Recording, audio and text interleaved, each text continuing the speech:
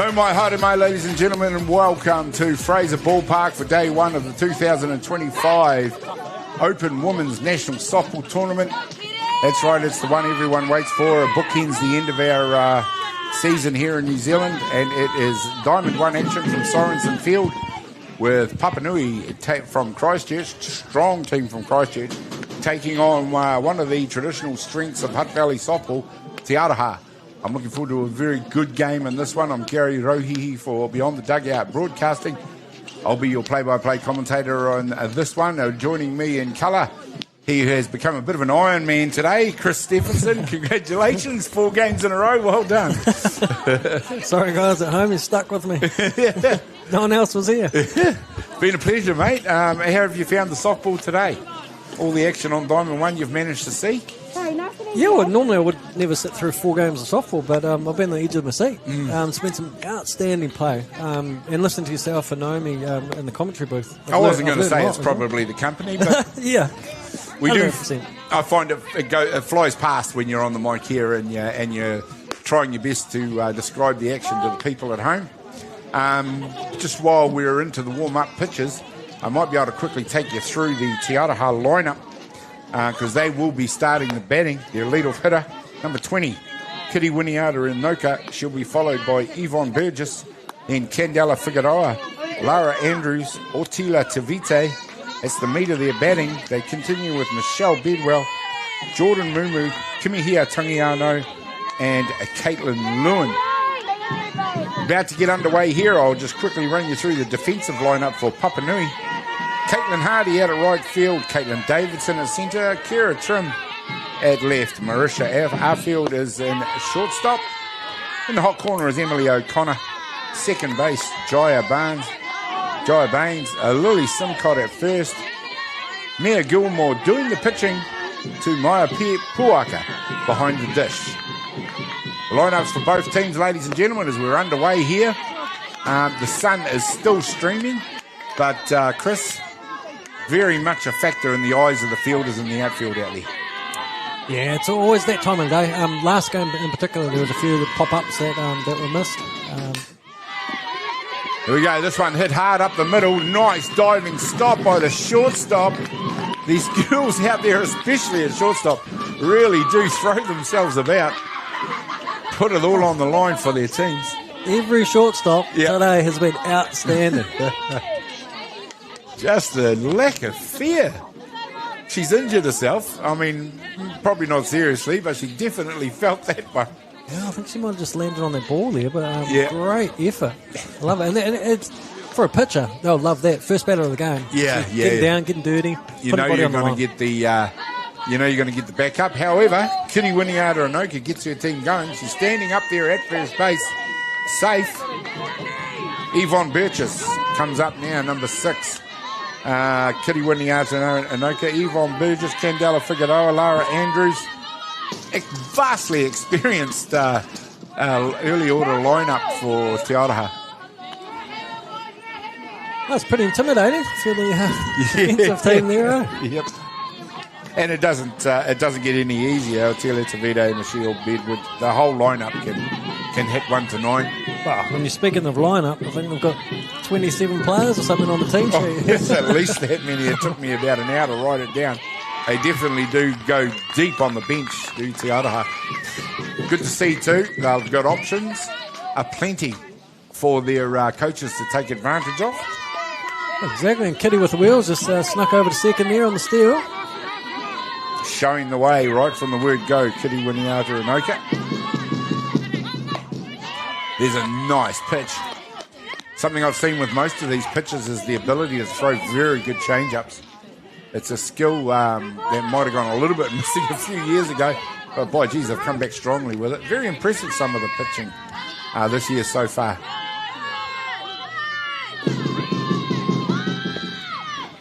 There's another steal. There's a big throw. It's gone out to left field. Winiata Inoka wasn't able to take advantage of it, but she is safe at third base.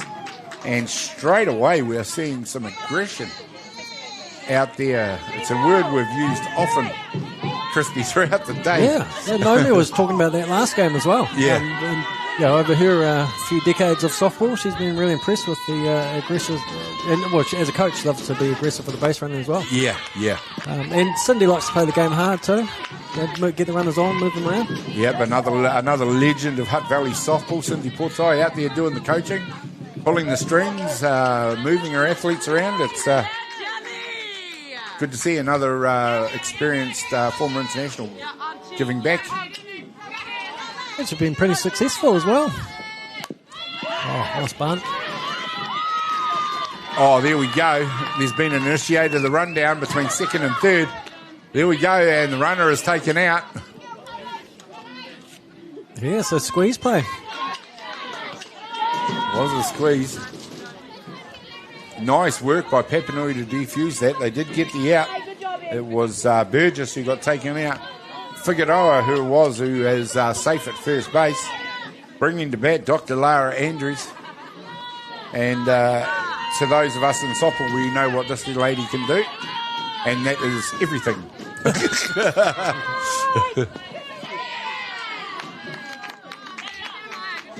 Been a superstar for a long time, both here and overseas. Has a record domestically and internationally that's second to none. And it doesn't need listing because everybody knows. But, yeah, definitely certainly a player. Talisman of the game. Hits it hard back to the pitcher. And there's an unlucky double play there for Te Aroha, but Papanui take advantage of it and defuse that situation.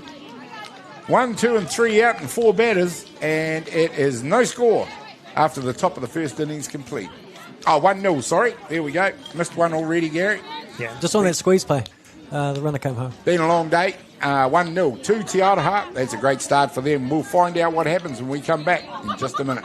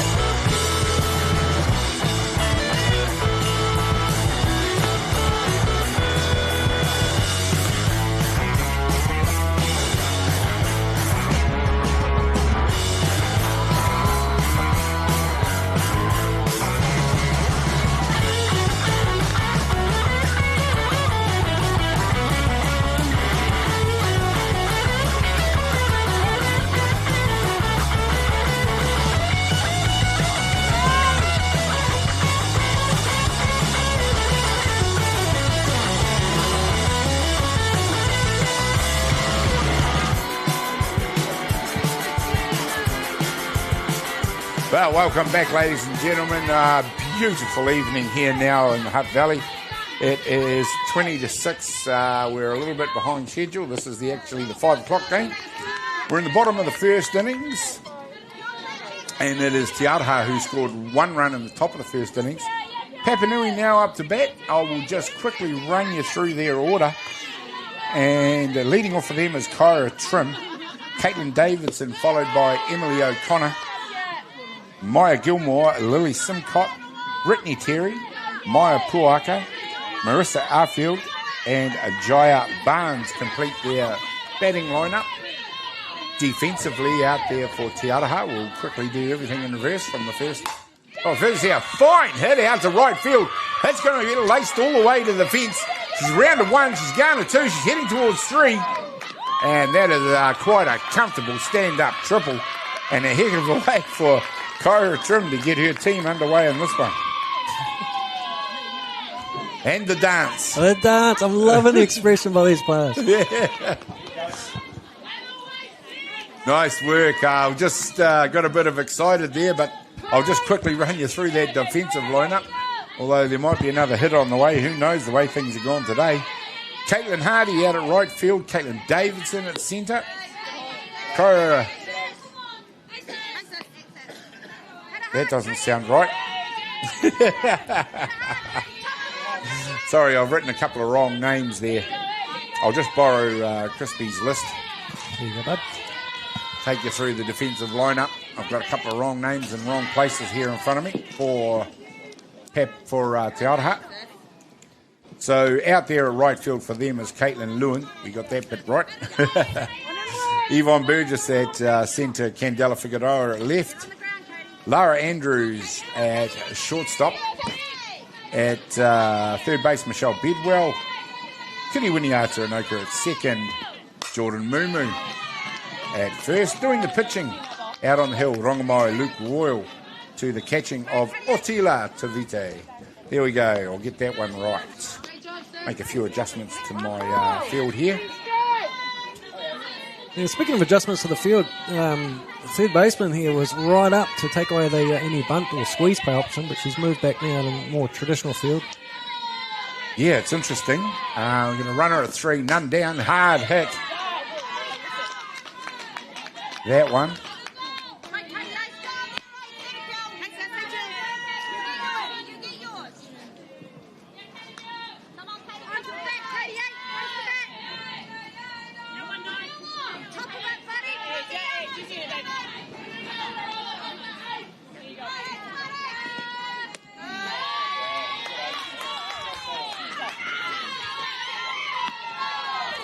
Sorry, ladies and gentlemen, I'm just about back up to date. Just making some technical alterations here. And I'm back up to date. There we go. Rongamai Luke Royal, an experienced young pitcher now. 2-2. She won't overwhelm with pace, Crispy, but what she does do very well is hit good spots. And when she's on, she can be very difficult to hit. Yeah, tough start for her. There was a hard hit out to centre right. Yeah. So she just needs to almost forget about that now. Yeah. And come back, focus on this number 2 hitter. Well, good pitchers are capable of doing that, aren't they, mate? They can just sort of shake it off and just, get in the moment and take on the next hitter. Big moment right here early on in the ball game for Rongo. Runner at 3, a full count. Caitlin Davidson up there to bat for Papanui. Hits it hard. Just needs to adjust the timing of the swing. Put a few down the third base foul ball line. Yeah, it's been a good at bat. She's taken a lot of pitches. So it's not what TA wants, I'm sure. But it's good for Papanui here.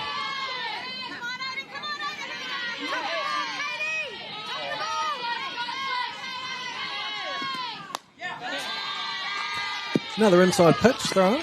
Yep, she just keeps fending them off, taking Rongo into a very deep count now. Doing a great job as Caitlin Davidson.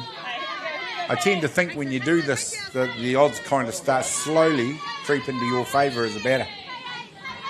Well, they become a bit of a pest to the pitcher and they just want to sit them down. Won't go away, yeah. I guess it's a test of patience in many ways as well. The pitcher's got to keep firing it into the zone, especially as it's 3 balls and 2 strikes. As we see another one fouled off.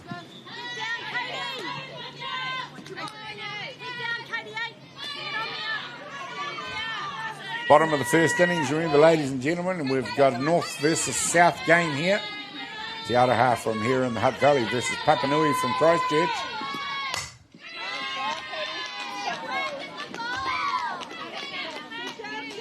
Yeah, with Rongomoa here, she's going inside. Maybe she's just hoping to get that ground ball over third or short to keep the ball, basically get the run on 3. It's interesting. Atiawa, a very experienced young catcher. She calls a good game. She's well managed. Manages her game very well. She manages her pitcher very well. So it'll be interesting to see. There's a nice comeback from Rongo. Strikes out Caitlin Davidson, and that's a valuable out for Te Aroha. Number 12, Emily O'Connor, comes in the bat for Papanui.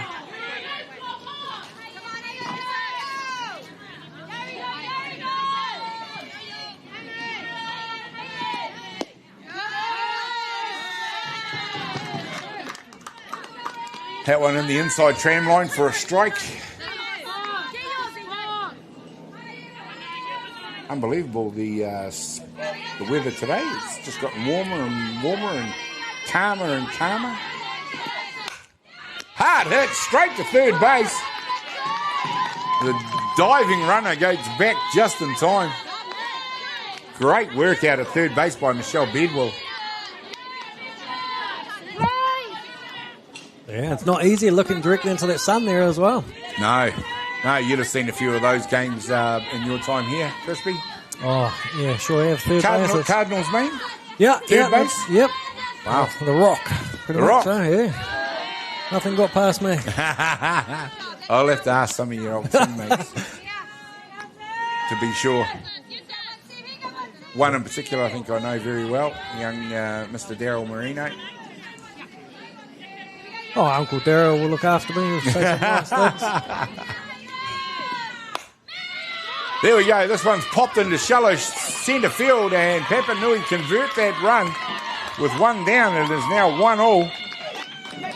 And nice bit of batting by Emily O'Connor. You've seen a few of those today, those little pop bloops into the outfield that land in no man's land. Oh, there's been quite a few, but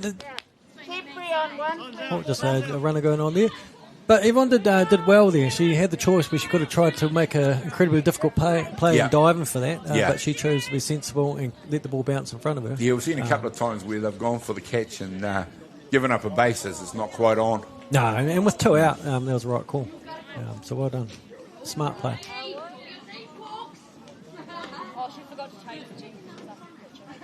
We see O'Connor come in.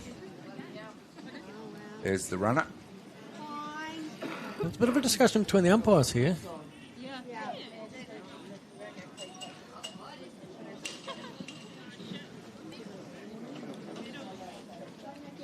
Never a good sign when the umpire's looking at their playbook. Yeah. Looking at the playbook, looking at the dugout. Oh, cleats. We've just been told someone's got some metal cleats on out there. Which is a big no-no on the artificial turf. The only one out there allowed in metal cleats is the pitcher on the rubber mat. So what's the rule for this tournament in regards to metal cleats? Is it straight out of the game? Or is it warning or fine? I'm not 100% sure. I have seen some pretty top games here where it was just a warning. I've also seen a game where the pitcher was ejected. In this case, the pitcher was ejected, grabbed his shoes and his bag and went home. I won't tell you who it was. Those of you who remember the incident will remember it.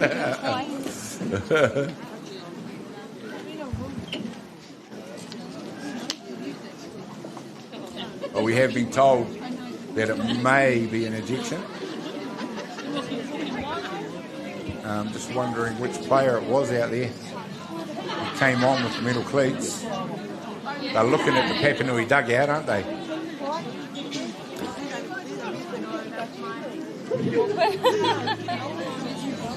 Yeah, but it's sort of smart too from Cindy if she's picked that up. Yeah. At this level, it's definitely. I think I said to you when Donnie was out there pitching that they notice everything. The top former players that are coaches, they notice everything.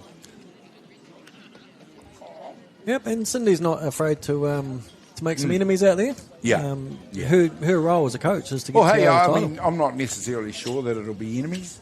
Every coach would recognise that if you get an opportunity that's within the rules, that you've got to take it. You're in a national tournament. And like you say, you might not be, I mean, I see you're not out there to make enemies, but you definitely are out there to win games and do the best for your team in the tournament. Yep, no, well played.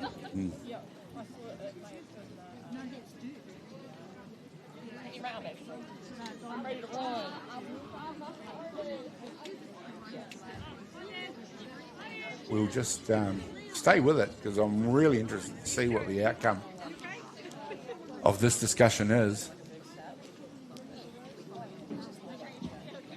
Atiawa's taking absence from the field, or are they just getting some shade? Getting some shade, I would say.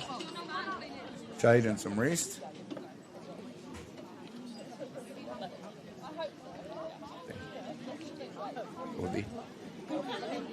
Candela.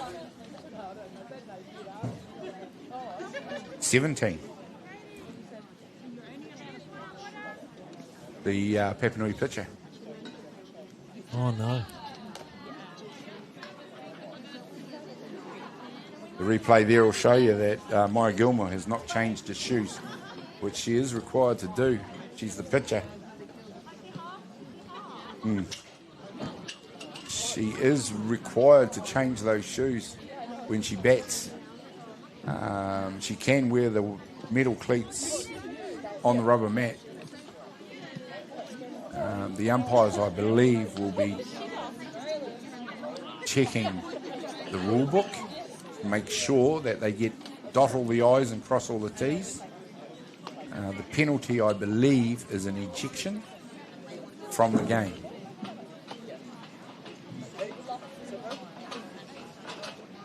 Yeah, it's always costly when it's your pitcher too. And she was stoked with her hit. And she muscled it out to centre field. And we were just talking about that play. So unfortunately. It scored the run. And one thing I'm not sure on, what does that do to the play? When before they notice, when do they rule her out of the game? Before the hit? Somebody out there will know. I feel like dial up broadband here. I'm thinking with what's going to happen. Somebody out there will know and can probably put it on the live stream for us. Would be very, very good. I know somebody who would know was here at the last game. Naomi.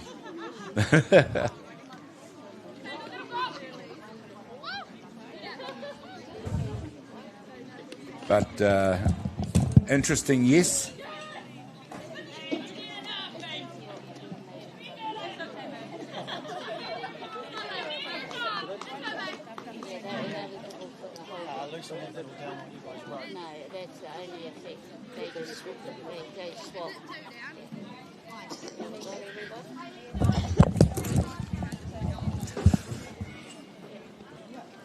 Right, I just found out there. So the effect of that is it's not an out, but it's an immediate ejection. So she's out for the game. Yeah. But the play still stands. Play still stands. Yeah, so that's consequence, but not an out for the team. There you go. The score will remain. Nice to see the players still out there smiling. I do feel for young Mia Gilmore, but it is an error there and has been punished. And we get to move on. Sad for her, but her team have still got a game to play. So the runner has been replaced at first. I think that is O'Connor, number 12, who was the last out. Up to bat now will be number 9, Lily Simcott. For Papanui, we'll resume business as usual, ladies and gentlemen. The softball's a simple game, but it's complicated by these rules, isn't it? It's like golf, eh? Yeah. You got a ball and a club. That's right. Catch the ball, throw the ball, hit the ball. It sounds very simple until you start getting into legalities like cleats and, well, all sorts of stuff, really. No balls, 2 strikes on Lily Simcott.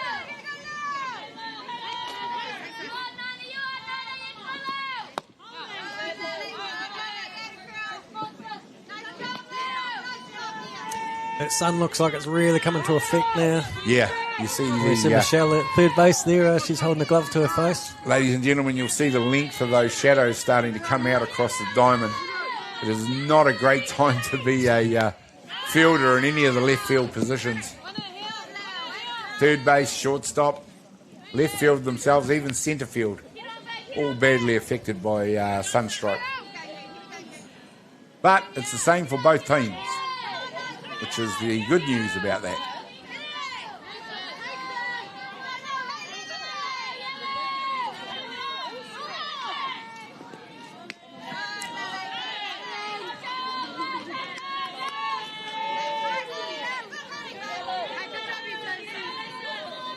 Two the count. Luke Royal. As I said, Crispy, I have seen that before, but interesting. And like you say, it's a nice spotting there by Cindy Portai and the teams to recognise that. Onto it very quickly. Yeah, and sometimes it's just one of those things you don't even notice. You forget that you've got the medals on. Yeah, yeah. Oh, that's exactly what would happen. Now she's batting at yeah, she's batting at 4. Probably forgot all about it.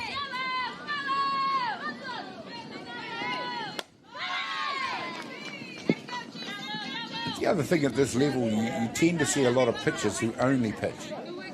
So not necessarily do they come on and do the batting, although women's pitching softball is a little bit different. A lot of the pitchers come in right in the middle of the batting at a lot of the occasions. And Gilmore is definitely one of those, obviously, and she had a good hit and got an RBI in the game. So in her short stint in the game as the pitcher, she managed to do quite a lot. She did.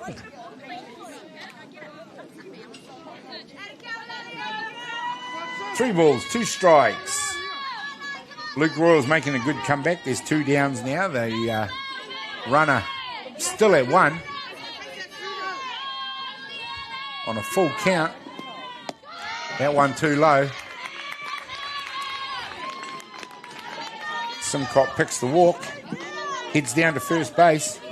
That'll bring to bat number 11, Brittany Terry. Yeah, I've seen a few players in the past be removed from club nationals like this as well for not being on the team sheet at all. Oh, yeah. Registered players, and then once they're picked up, then they're out of the tournament. Overlooked, eh? Yeah. Overlooked on the team sheet.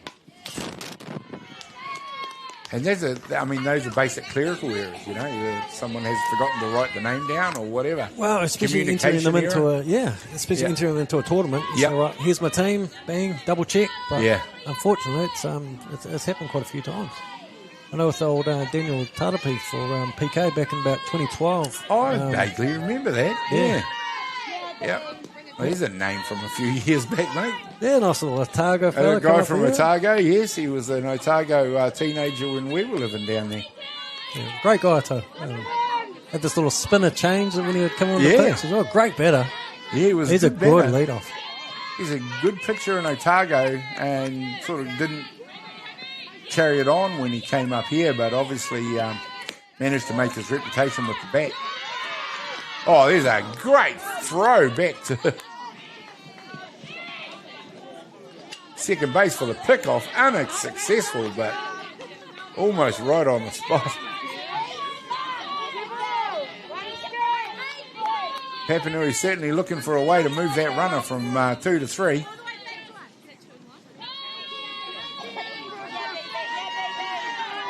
Tavite does possess a cannon from the crouched position behind the base. There's a hit. First base eats that up. Steps on the base for the out. 1-1 as we complete the first innings. Brittany Terry the third out. We'll be back in just a minute after these messages.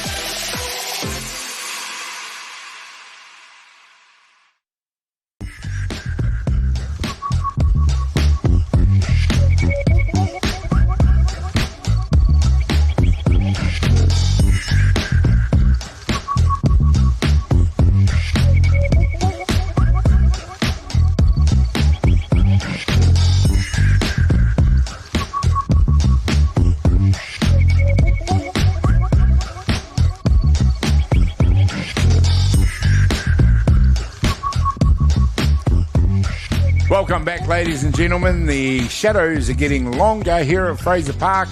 The sun continues to shine. We're getting into the evening now. It is 6 o'clock. You don't have to watch the news. Stay tuned for the softball, because all the excitement's happening out here between Papanui and Aroha. 1-1 the score. We had a little bit of everything in that first innings. We won't dwell on that now. Brittany Terry, it is out there for Papanui, has come in to do the work. Tall athlete, very strong, pitches with power, and that is hit straight up into the air, out into that no man's land. It is fallen safe. Otila Tavite it is who makes her way round to second base. A wry smile on her face for that one, but that gets Te Aroha underway straight away here in the second innings.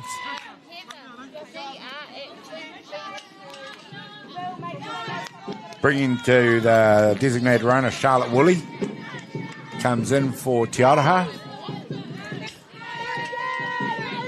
Putting some speed out on the diamond. Could see some fireworks here very shortly.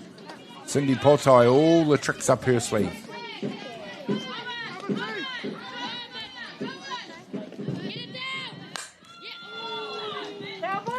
Straight into the short game with number 22, Michelle Bedwell.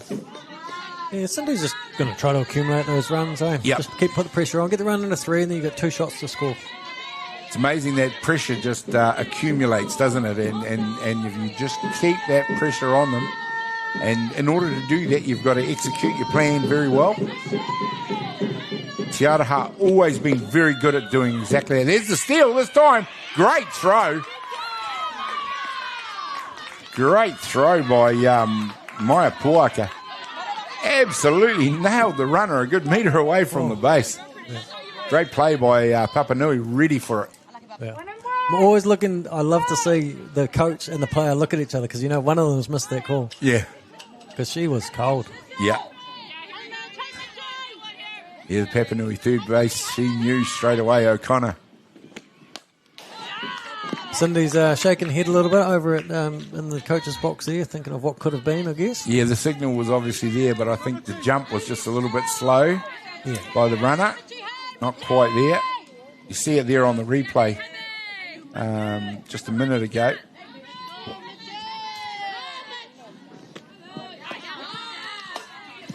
As Murphy's Law would have it, there's the ball that goes along the ground into the fence. Yep, would have moved the runner of the free base, that one. A lot of smiles out there. The girls do definitely enjoy this softball. Way to go, ladies.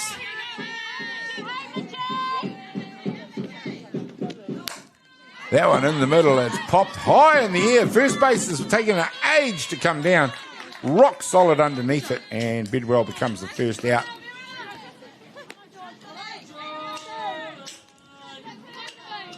The second out, I should say, after the tag out at 3. Bringing up number 2, Jordan Mumu. So any relation there to current Black Sox Tane? Sister, I would believe, yeah. Very talented family. Jordan carving her own career in softball.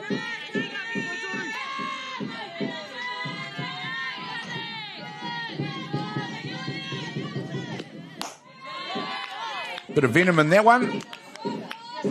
High and outside though.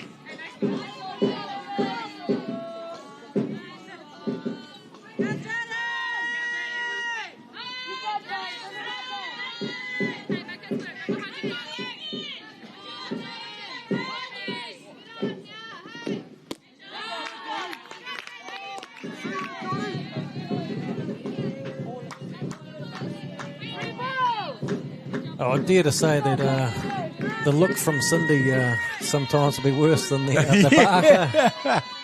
Withering stare, you're right, you're exactly right. Withering stare.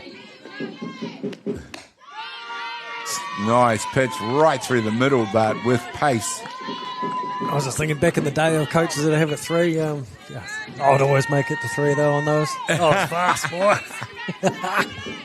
I remember a long time ago, our coach had a signal for stealing 3 from 1. Oh. Even if the ball came to 2, you just had to hit it and keep running. Yeah, I see Shay Coxon from Totoro Park. He's a big fan of the delayed steal. Yeah. For his girls, they do it quite often. It catches the teams out. It does. It used to as well, I must say. I don't know why he used me. I thought I was fast, but I don't think I was.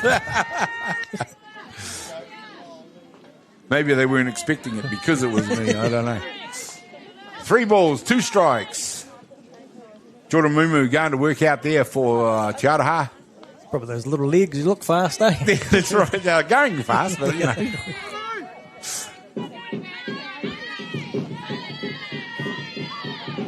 There we go, Papanui, Aroha. Looks like this is going to be a keenly contested game. There's a nice pitch. Hits it out to third base. Eaten up out there, fired across the diamond by Emily O'Connor for the third out. And there we go, Papanui. Keep the innings scoreless. It is the top of the second finished. 1-1 in the ball game. We'll find out what happens when we come back in just a minute.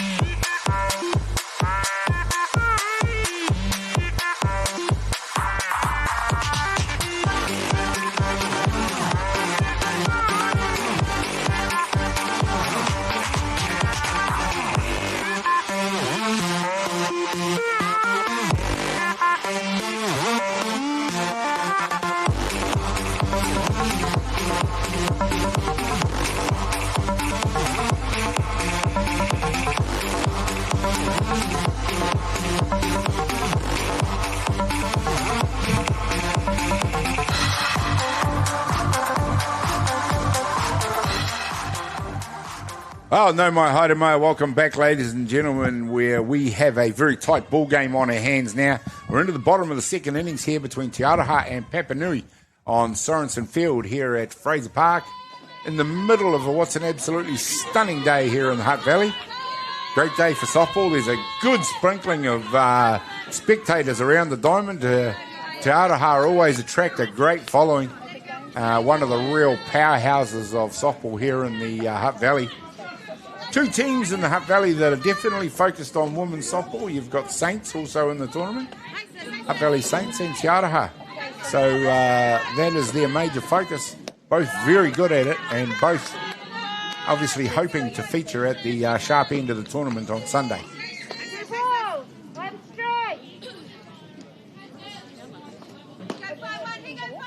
Nicola Rozier doing the calling out there behind first base. Home plate.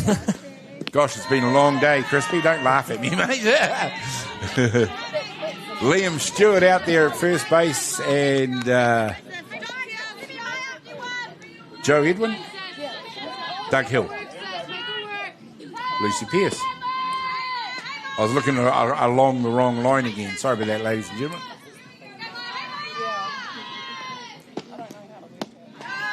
I think that's why a lot of players just say blue. Hey, and blue. after all that, you still don't know which blues are out there. I think I got Liam right.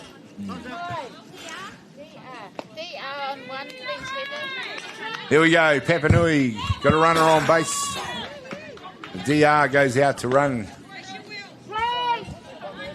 For them is number 3, Briar Crosscarry.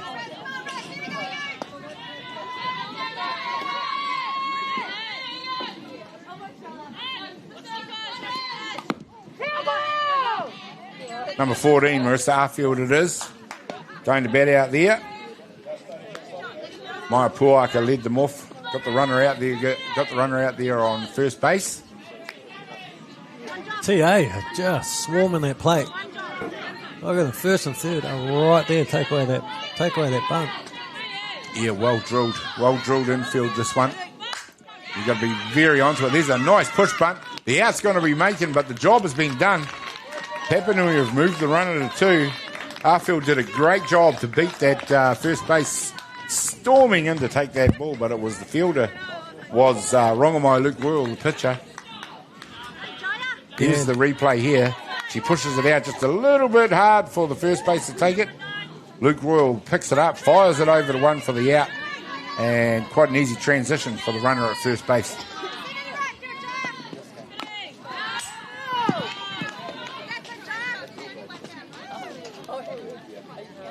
Nice spin on that pitch. Rising delivery there, gets the batter swinging. Fouls it back into the mask of Tavita. That's why they wear them.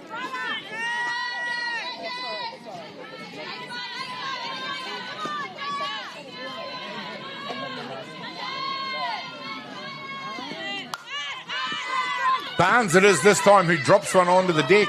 Spins into foul territory. Very nearly a great play by Papanui there, not quite executed.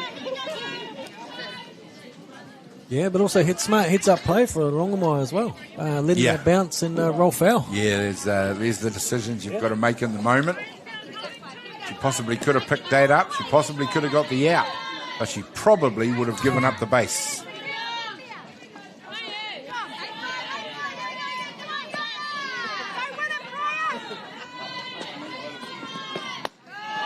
High in the zone this time. There's Tavite showing us that cannon. You don't back up too far against this young lady at catcher. 1 ball, 2 strikes. Yeah, I like what Papanui is doing. They're trying to get the runner into 3. Yeah. And trusting their next batter up, Kira, at the top of the order. Everything in the armoury to move her. Get that runner into a scoring position.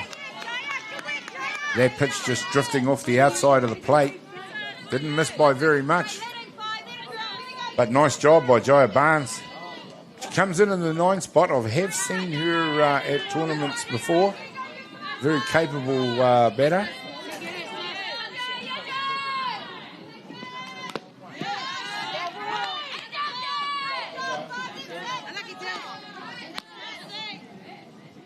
Luke Royal, after giving up that run, has come back quite strongly. And as is her want, she pitches a lot of pitches, but very hard to get away.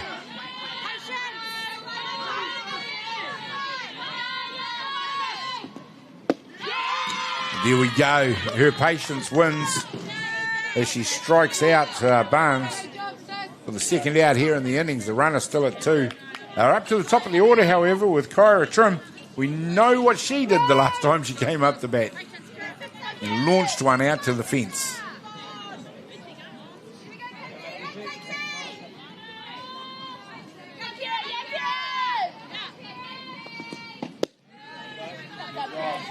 You call her someone who nibbles away at the corners. Rongo. Doesn't do much wrong, but just nibbles away at the corners. Yeah, and probably as the game progresses, she keeps nibbling further and further away. Yeah. This one was in the middle. It's hit high and deep. The fielder's going back, untroubled and taking it out there. Nice job by Yvonne Burgess to catch and get the third out. They both head to the dugouts, but the score continues to be 1-1. We'll find what happens, and we come back to Fraser Ballpark in just a minute.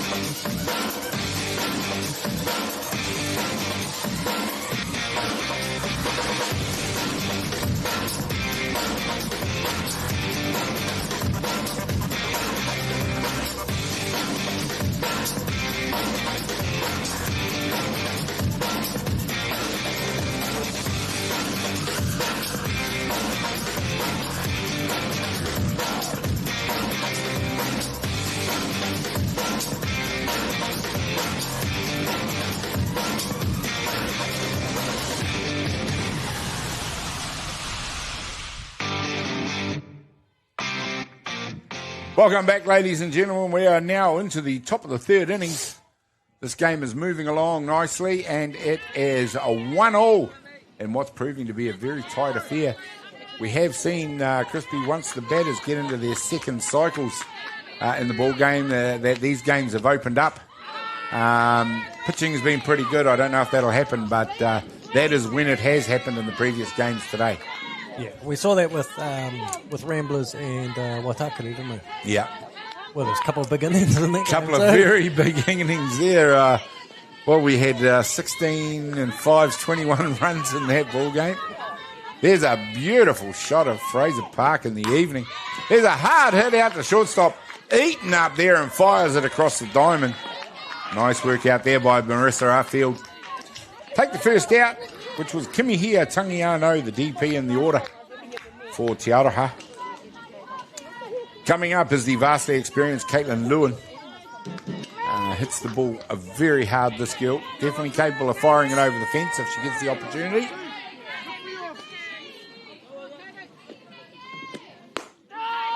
I won't say anything because last game I talked about one of the players thinking, hey, if she gets it in the zone, she'll go for it. But then she just struck out looking. Unfortunately, we flirt with the possibility all the time of shaking the bones at players out there with some of the commentary work. But sometimes you got to talk about the possibility of something happening because sometimes it happens. Yep. Caitlin, I think there, a bit of a smile. She knows that she missed that one. She wants that one back. You do. You see good batters and they look at it and think, no, that was the one I should have hit. Oh, that was the one. That's a nice strikeout this time. It is Brittany Terry really getting into her work and making life difficult out there for the Te Aroha batters. Very hard to sustain that sort of effort against an order that goes as deep as these guys do. Similar to the Waitakere lineup with the experience and some of the youth that they've got, all very high quality players. Nice catch. There's another highlight reel catch, and that's the third out. And that was Kitty Winiaranoka who just laced it to third base. And it's Emily O'Connor who, again, has been very athletic out there for Papanui. Takes the catch, and we'll just see that one again. Hard hit down the third base line. And there we go. O'Connor just diving to her left, takes the catch. Well done there, young lady. Go and have a well-deserved rest, and we'll come back and find out what happens in just a minute.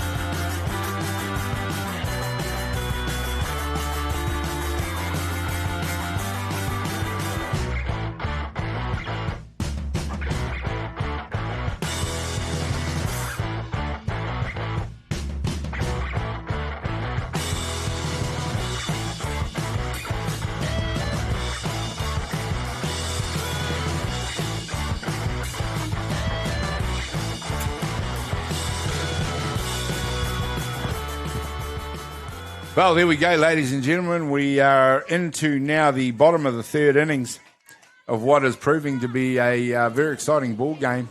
We've got bodies flying around out there, left, right and centre, doing spectacular fielding for what is nearly good hitting, I suppose you would say.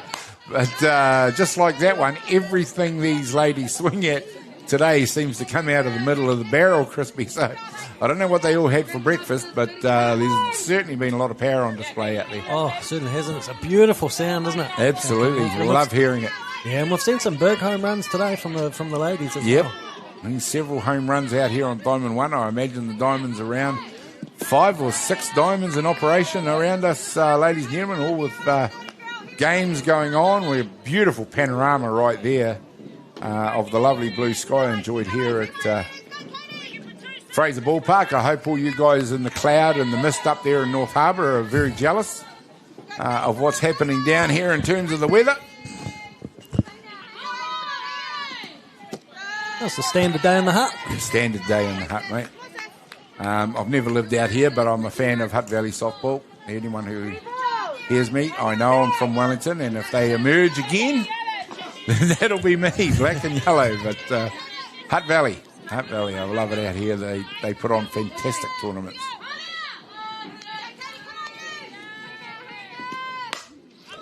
Hard hit once again down the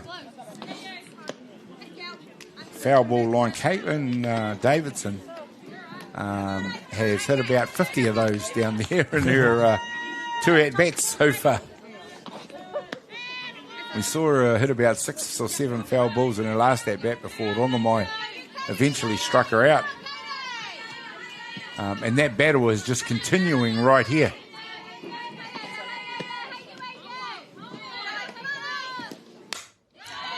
There's another one hit straight at the fielder out there at shortstop. And you know Lara Andrews is going to make no mistake on that one. One down, Emily O'Connor, who's been thrown. There's the hit here on the replay.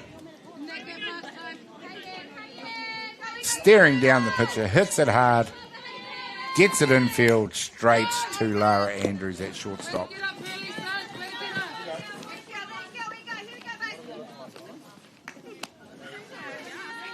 Emily O'Connor, number 12, who certainly has, in this ball game, proved her worth in the field at third base. A couple of spectacular plays out there. This time she's hit one hard. It's gone straight between left and centre, all the way to the fence. She's rounding first. She's going to 2.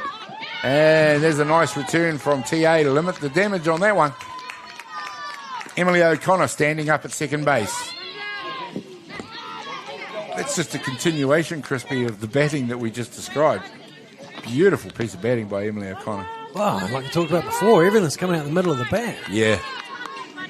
Doesn't seem to take long to get to the fence. But they've also been it's intelligent hitting. Yeah. And they've been patient but also aggressive. They've been swinging at the right pitches. I think swinging hard, but it's sort of hard to say, but with control. Yeah. You know, not over swinging, trying to really muscle it over the fence. I don't think they've done that. Great timing and great control. Mm. And when I say they, I mean pretty much all the teams on Diamond 1. Yeah. We're not specifically talking about Papanui.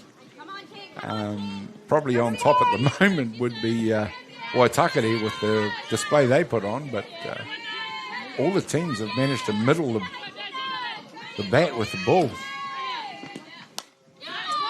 This one flies into the air.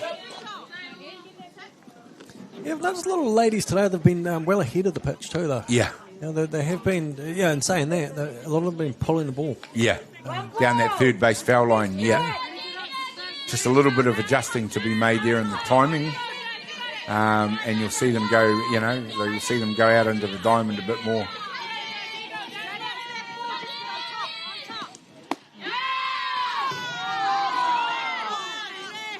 Yep, the whole crowd tried to will that one a strike. One long groan from about 50 people out there. Unmoved, the umpire. 2 balls, 2 strikes. Here in the bottom of the third innings. 1 run apiece.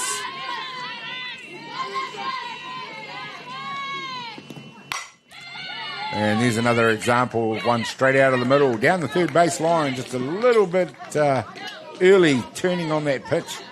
Yeah, you see Emily O'Connor there is seeing where the pitch selection is called by the catcher, and she's giving her inside-outside. Yeah. If you watch that too. Yeah. It's a trick that you see a lot of runners out there on second base do, not just in softball, but also in baseball. Very controversial in baseball, actually, especially recently. Players accused of cheating from second base. Well, again, it's one of those plays in softball that's not illegal, right? No, that's right, absolutely right. If the player out on second base can see and pick the signal, I don't see anything wrong within the rules of letting the batter know where they think it's going to be. Again, it's an adjustment that needs to be made. And it's certainly helpful as a batter when you know it's coming. Yeah. Some of the guys I used to play with, like Thomas Markey was a great example of that, being able to have a pick on a pitcher. So when he tells you rice ball's coming or a change, you can sort of sit on that pitch and saves you second guessing. He's just such a natural talent. Thomas, I don't know if he'd quite be as studious as Mark was with the legendary books that he used to be kept, but that guy knew batters inside out. I presume he knew pitchers inside out. He's not a bad player, eh? Oh, he's better than average, He was pretty competitive when you're playing against him, but also with him. Quite high standards. I mean, how do you get to be the GOAT? You do. You set yourself high standards and you set those around you high standards. And then you force them to achieve them, don't you? And I think that's what he had a real knack of doing. Not just by example, but also by leadership. I mean, I know it's all been said about him before and doesn't need to be said again, but it amazes me.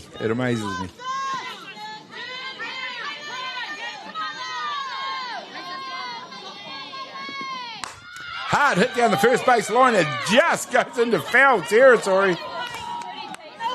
And that is a look. Now there's the laughter. Even the corner coming in like, no way! With a bit of accent there. Yeah. He's got it. Sounded a bit like John McEnroe. And he kept screaming down there, no way! No way! That ball was on the line. 1 ball, 1 strike. Louis Simcott, it is up to bat right now. Yeah, but hit to the outfield's going to score a run, so that's what she's hoping for here. And this is what I've talked about with Rongo. She nibbles away. Her pace is not going to overpower, but for some reason, she seems very hard to get away. And we're seeing the ball hit out of the screws of these bats, but going into foul territory. 1 ball, 2 strikes. Oh, yeah, because when she's throwing them inside, they're just fouling them off, right? Yeah.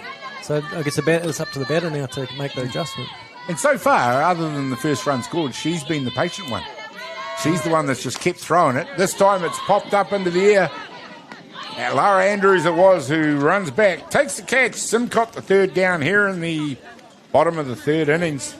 There we go. Ladies disappear into the dugouts once again. We'll be back in just a minute with a lot more action.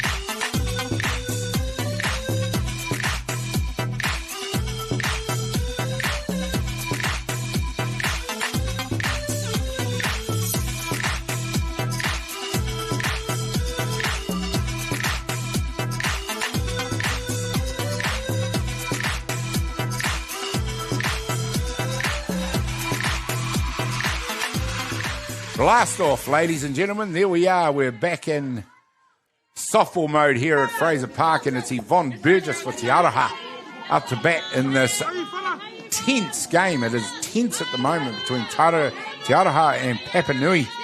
Neither team have blinked yet. It is 1 run apiece We're in the top of the 4th innings. And Crispy, what would you do in this situation right now to try and shake things loose? Wow, I'm renowned for my power as a batter. So clearly, no. All you really want, you just need a run. I think at this stage, how tense it is, a run could win this game. Or you're going to end up with 10 runs. So first of all, you just need to be patient, get some runners on, move them around, score the 1 run, and then build from 1 to 2 to 3. So we've seen Brittany Terry come in for Maya Gilmore in the first innings. Obviously, she wouldn't have been expecting to come in then. She pitched very well. Aroha with Rongamai Luke Royal. Are you going to go the whole game with her? Do you think that might be a tactical decision to bring someone like maybe Angela Harrison in? It's a nice problem to have, right? Angela on the bench, but at the moment she hasn't done anything wrong. She's shutting down the batters. So until that changes, I'd probably keep it the same. There we go. This one launched high and handsome. The fielder's getting under it, and in those conditions, running all the way to the fence to make the catch in foul territory. A great piece of fielding out there by Kyra Trim. Yeah, she tracked that really, really well. You know, we've seen it today quite a lot, Crispy, that these girls just have the propensity to make a difficult play look easy. And we're seeing that now. Yeah, and it's not just from one team. Yeah. So I've been here for 4 games, and so they're down the line, that's in. Down the line, called foul. Oh, that's close. That looked very close. Very early call, I should say. Very decisive call. Looks like we've got a little guest speaker coming in. Looks like Thomas Cameron's appeared by the box. He wants to say a few words.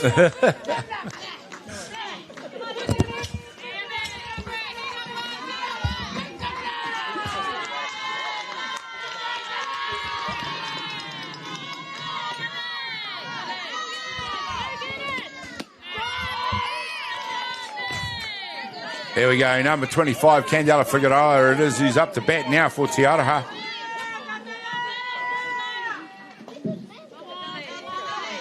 Thomas has just come in to see what's happening with the girls here. Just getting a good view from behind home plate. Yeah, well, you know, we didn't get a replay of that foul ball. Hopefully, maybe we could tee one up. That'd be great, but that was extremely close. Yeah, extremely close.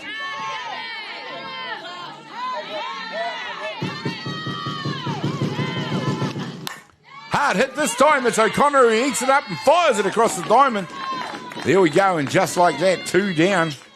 She is a brick wall out there, Emily O'Connor. Done a great job in that hot corner. That's why they call it the hot corner. The hot corner, yeah. She's been outstanding.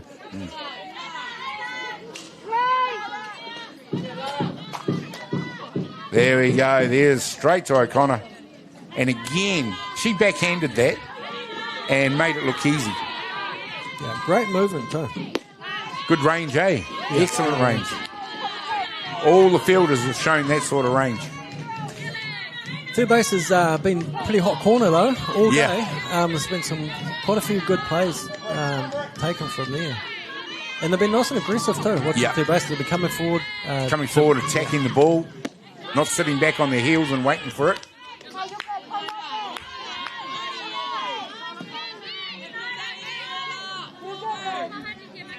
Two down now. Number 9, Lara Andrews up to bat. Brittany Terry, very impressive since she's had to come in the first innings. Hits that one, and it's Andrews who hits it out to shortstop, hoofing it down towards first base. And the out is made. Dare I say it, that's a great time to have a third out in the Aroha lineup. Anyway, they head back to the dugouts. It's 1-1 in this ball game. Find out how it happens when we come back in just a minute.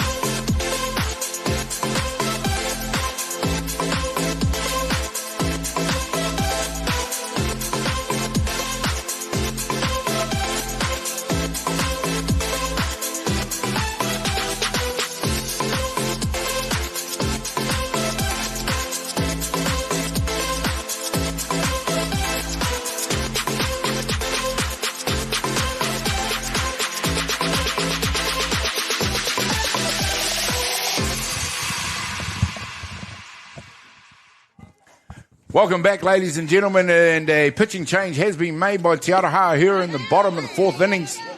Angela Harrison, highly performed young pitcher from Hutt Valley, comes in to pitch for Te Aroha, taken over from Rongamai Luke Royal. Has to be said, she did a great job while she was out there, crispy, but this will be a total contrast. Angela will pitch with a bit more power. Starts off good. That's right, and Teo's just looking for something a bit different here. Thomas Cameron obviously doing some pitching work with the girls, and so he's looking for something different from Angela and just wants her to come in, throw some strikes, get a bit of momentum in Teo's favour. Papanui have shown that they can be very aggressive with the bat. A lot of hard hits into foul territory without quite converting anything out in front. You're going to have a pitcher now that's a little bit more direct, whereas we mentioned a few times that Rongo tends to be a bit more nibble around the corners. It could go either way, really. Great pitches like that, though. Yeah, and Angie's got a great change-up. Well, that wasn't changed, but that was drop ball. But she's got all the pitches. But you're right. So the batter's now got to adapt. So maybe where it was, they were pulling it foul. Yeah. They're putting through that 5-6 hole. So now the timing will change for them. And there's a nice pitch right on that inside tram line. Angela Harrison has started very strongly. Speaking of pests, we're talking about pests as a batter. Thomas Thomas has been standing here just watching his pitches, and he was happy with that. He's like, yep. Very happy. Watching his young charges, his young athletes. Thomas Cameron, ladies and gentlemen, obviously former Blackstock pitcher. With the world champion Blackstocks in 2004, which I happened to be at. Long time ago now, I know. Not as a player, as a spectator. Don't get carried away with that one. But he's done a lot of great work with the, especially with Te Aroha pitchers out of here in the Hutt Valley. Yeah, it's been grafting for a long time now. He's been working with them for the training, so he's been with the Hutt Valley women's team as well. Good. So, once again, and we've made the point a few times today, former great players giving back. And there's a nice pitch again by Angela Harrison. Just going to show the potential that this young lady has. And she still is very much in her youth in terms of her experience in that at this level. But definitely capable of dominating going forward. Very much so. It's one of those 50-50 calls where one team... a little bit too far inside that one. 1 ball, 2 strikes. Yeah, one team's happy, one team's not. You heard the cheer that one didn't get called a strike right there.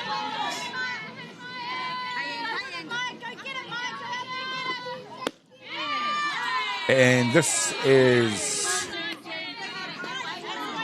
number 51 for Papanui, Maya Puaka, the catcher. Doing a very good job.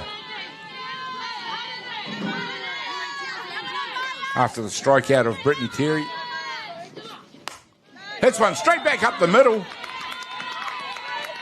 to get herself safe at first base. Nice work by Puaka. We just talked about that just a little bit more directness with the pitch could actually work out for the Papanui hitters. Yeah, but the experience that TA's got out there, they'll be like, oh, well, that's okay. Yeah. It's only a hit. We haven't had a hit for a while to make it exciting now. That's right. So we've had one straight up the middle, as we just saw on the replay there. Yep. And then TA here, consistent with their approach to shutting down the batters from that short game. Yeah. The corners are right in. They're not willing to give it up, are they? They're not willing to give that part of the diamond up. Yeah, and you to can see the batters. And you can see there, Papanui is now trying to slap it through. So it's a bit of a game of chess there too. Yeah, it is, absolutely. Game of chess, very much that's played by both coaches. Susie Delatour out there. Delatour, a well-known name in Canterbury softball. Out there doing the calling the shots.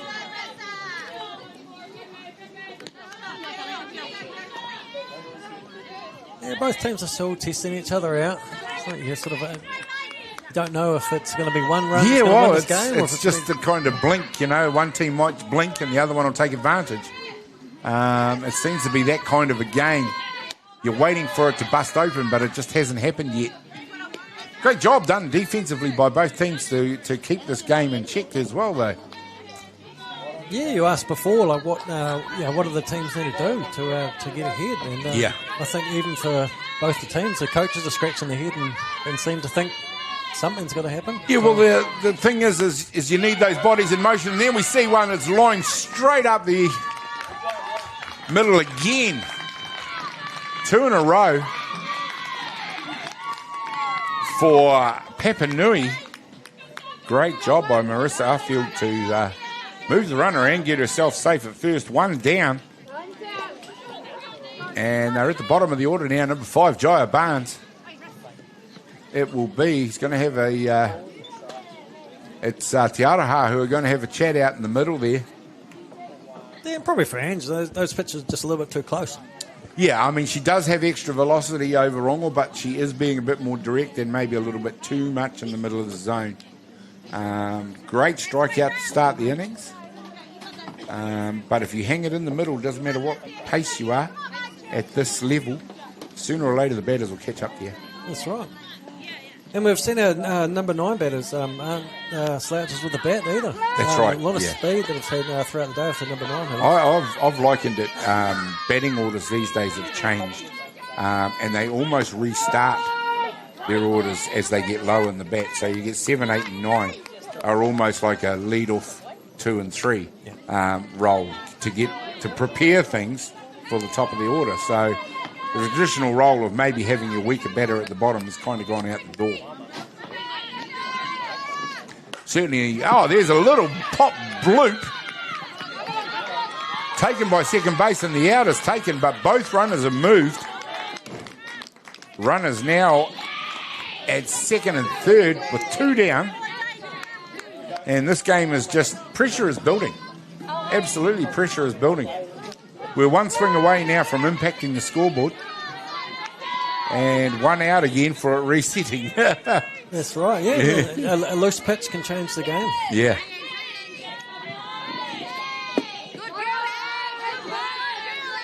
Nice pitch on that inside tram line. Very nice pitch. That is a great spot. It's good to see umpires giving it up too. It's a feature in the last couple of seasons that I'm pretty sure they must have sat down somewhere and talked about it. That is hit hard and launched down the first base foul line. Yeah, what do they call that? It's just a long strike now. Yep. So the pressure's on her now, lead-off hitter. 2 strikes. Yeah, no balls, 2 strikes. Advantage pitcher. Yeah, so Dan just needs to nibble. Yeah, this pitch she does is definitely a waste pitch. There you go. She drops it out of the zone. A little bit tough for the catcher to take. That's a coach killer, that one. If it goes between the legs to the back net, she might have been all over. Yep. And again, Angela's got the advantage, so she wants to get this better chasing. Well, you talked about it earlier, Crispy. 1 run could do it. Yeah. I'd like to see a big, nice rise up and out, just to see if she can change. Yeah, she doesn't need to go into the zone yet. Oh, the complete opposite, down and in. Down and in. Nothing wrong with a high rise out of the zone. It's almost impossible to hit. But 2 balls, 2 strikes. You now got an even count. So she's slowly, the pendulum swinging back towards the batter. Harrison definitely capable of pulling out 1 big pitch, as we've seen already. Fends that one off as she looks to attack it into the zone. So again, it's probably too straight, that pitch. Yeah, too direct. The old batter got big eyes there, I think. Maybe we made her pull the trigger a little bit earlier.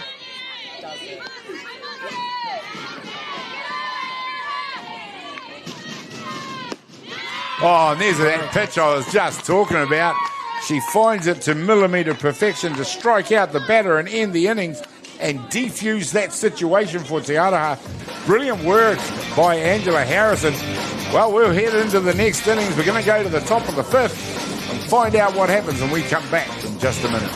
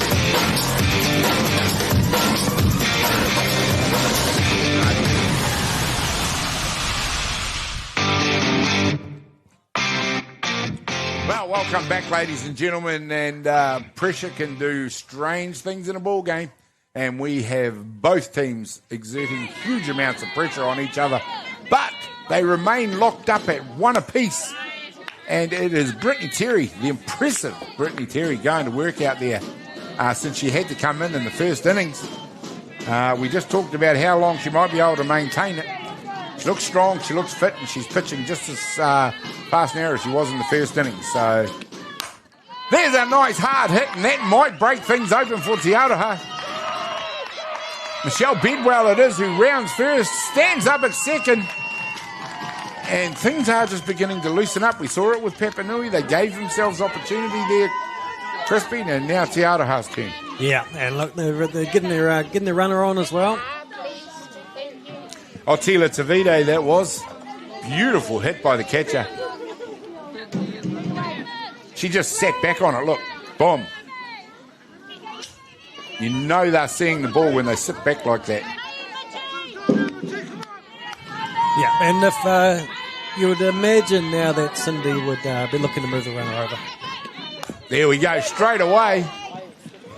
She stays in the box as that one bounces back up and hits the batter. Number 22, Michelle Bedwell. And again, she'll probably do the same thing, maybe a bit of a push, but this is a situation where you can even give up what you're doing. Yeah. Because all you need to do is get the ball down, runner on 3. Yeah, the outs are given. It's that runner, the 60 feet from 2 to 3, that's important. And just as we say that, she holds the bat out front, looking for that bunt. And there it goes, straight away, and it's a beautiful bunt. And there we go, the out is taken. Oh, that ball came back across the 3 in a flash and just about went straight through the glove. Oh my gosh. This is giving me nightmares of under 17s. Yeah, so my gosh. What we don't want to do is chase the runner in that situation. Yeah. Because an overthrow scores that run and you don't get the out. So you just need to be patient. Yeah, calm heads should prevail. Calm heads should prevail. The old saying. Yeah. And Papanui's adjusted down as well. They're trying to shut that run down at home, so all the players are moving forward into the lines. Well, who would put a squeeze play past Cindy Portai in this situation? She needs one run. Not to win the game, but one run to just put that much pressure on, more pressure on Papanui. There's only one down. Well, Papanui's already, they're coming forward for that. There's a squeeze right there. Safe it is, safe. Gary called it as well. Look at that. There we go. Took 50 years to make that call. That happened. There's a beautiful execution of a squeeze play by Te Aroha. Slides in underneath the tag. Has to be said. That was so close, but I think the umpire was spot on there. I think it's a bit of a smile on Cindy's face there. She's happy with that. Still one out. Let's not forget that one. Jordan Mumu it was who executed that bunt to absolute perfection. Kimi here, Tangiano, the DP, comes in, number 16, looking to get things going again for Te Aroha. And that was just a professional bit of softball. Oh, obviously well rehearsed. They knew exactly where it was going. Went away. She pushed the bunt towards first base as well. Yep. Everything was done. Everything was done right to give that runner every opportunity she needed to score. And even then, Papanui nearly shut it down. Yeah, and they almost read that too. They didn't. They were expecting. That's like you said, mate. They knew the bunt was coming. They knew it was coming. Still couldn't prevent the run from scoring. Well, they can get the ball down and anything can happen, right? Yeah, they still got to execute it. That's what I try to teach the young kids as well. They put the ball in play, and anything can happen. The fielding team has to force the fielding team to work. And you're right. And that's the way pressure works. And Te Aroha, over many years and even generations, have been brilliant at doing that.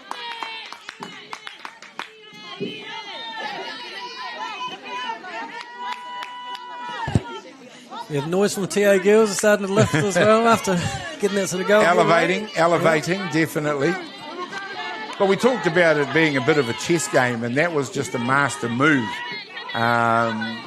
To get that runner over to 3 and then call the squeeze right at that moment.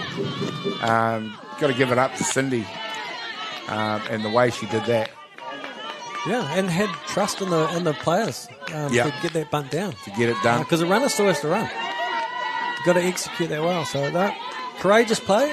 Yeah, how many times do you see a squeeze play like that done and then the runner hesitates? You know, and that's, that happens. Even at the highest level, that happens. Here we go. It's a pop fly. It's heading towards the dugout. At third base.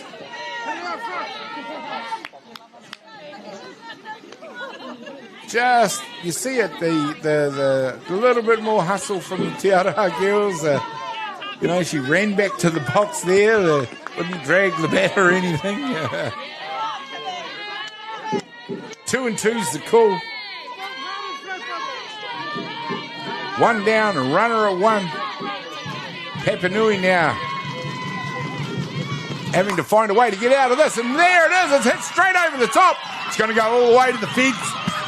Sunday be found in there. Yep.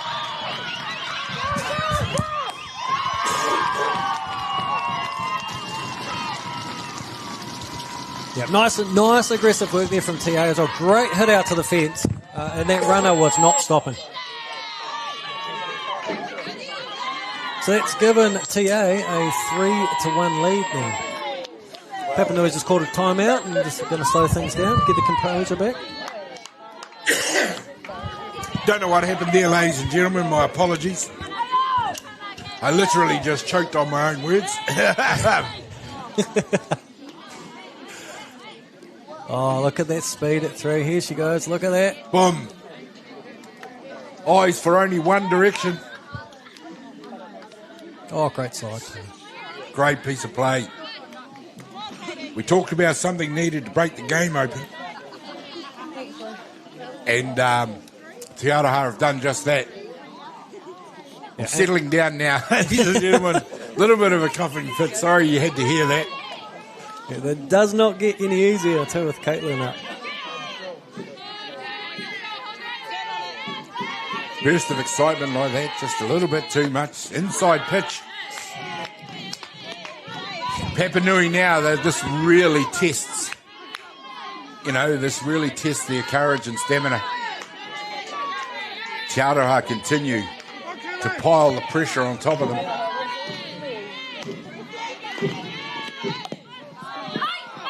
Drops the bunt again.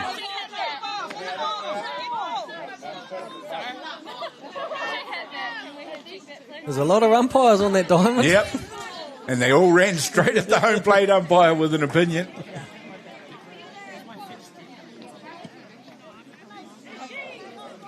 Be interesting to see the outcome because at 3-1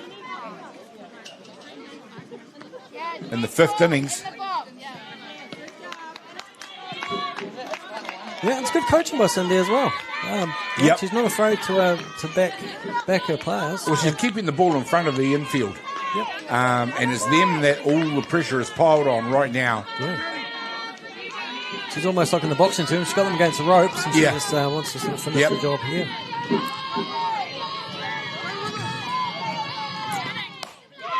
Oh, there's another one. She's gone for the long hander. Was landed short in the outfield. It continues. There's the play.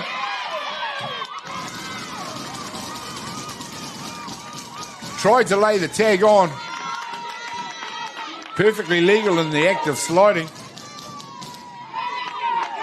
Papanui is coming out. They're going to question that. Oh, absolutely they will. Physical contact there. What coach wouldn't? There was physical contact. You're absolutely right, Crispy. So gone are the days with the catchers sort of they're protected quite a lot now. Oh, we've got a replay coming. Here she goes.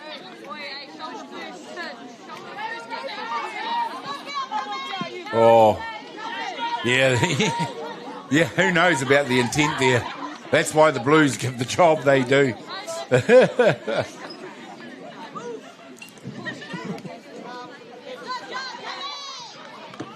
Let's have your expertise, Crispy. What was the call there? What will be the call? Oh, I think she'll go safe. They'll say safe. It was more of a sort of an awkward, shall I slide, shall I not? With a subtle, I'm coming in hard. But again, you as the base runner has the base now, don't they? Yep. A long time ago, the catchers used to get run over, and the fielders would get run over.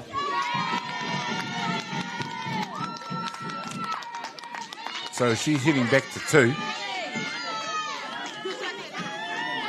The runner's staying at 3.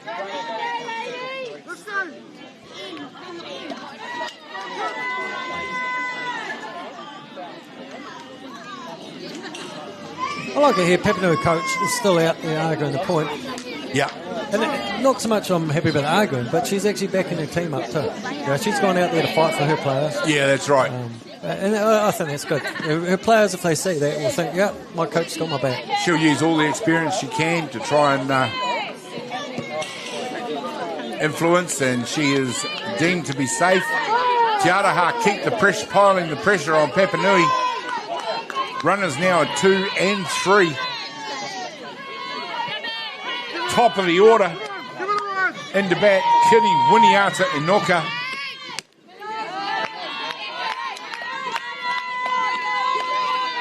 Papanui have not done a lot wrong, Crispy. It is Atiawa that have upped the ante.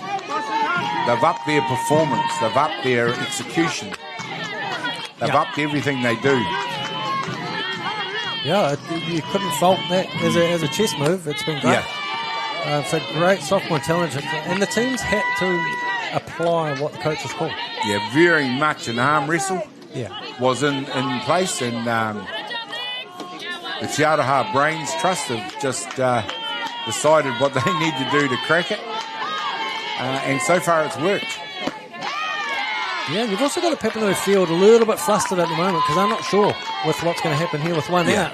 They're thinking, is this a squeeze or is this a hit? Yeah, exactly. It's almost alternate because it's been in the outfield a couple of times, it's been dropped in front a couple of times. You're right, the question is in the forefront of the mind of all the defensive players. What is going to happen right now?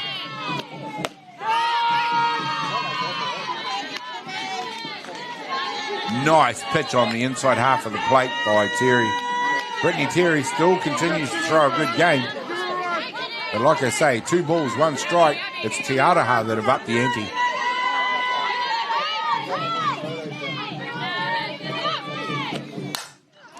This one's launched high. There's only one down. Sacrifice fly in play.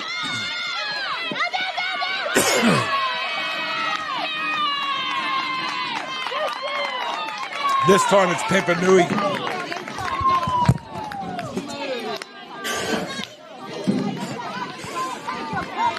Oh, look at that, water's going down a treat, eh? Yeah, nice double play there to end there and get them out of trouble. That's what Papanui really needed. Stop the flow of runs there. Otherwise, that was a 4-1 lead.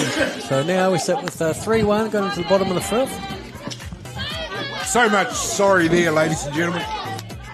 Keep getting frog in the old throat.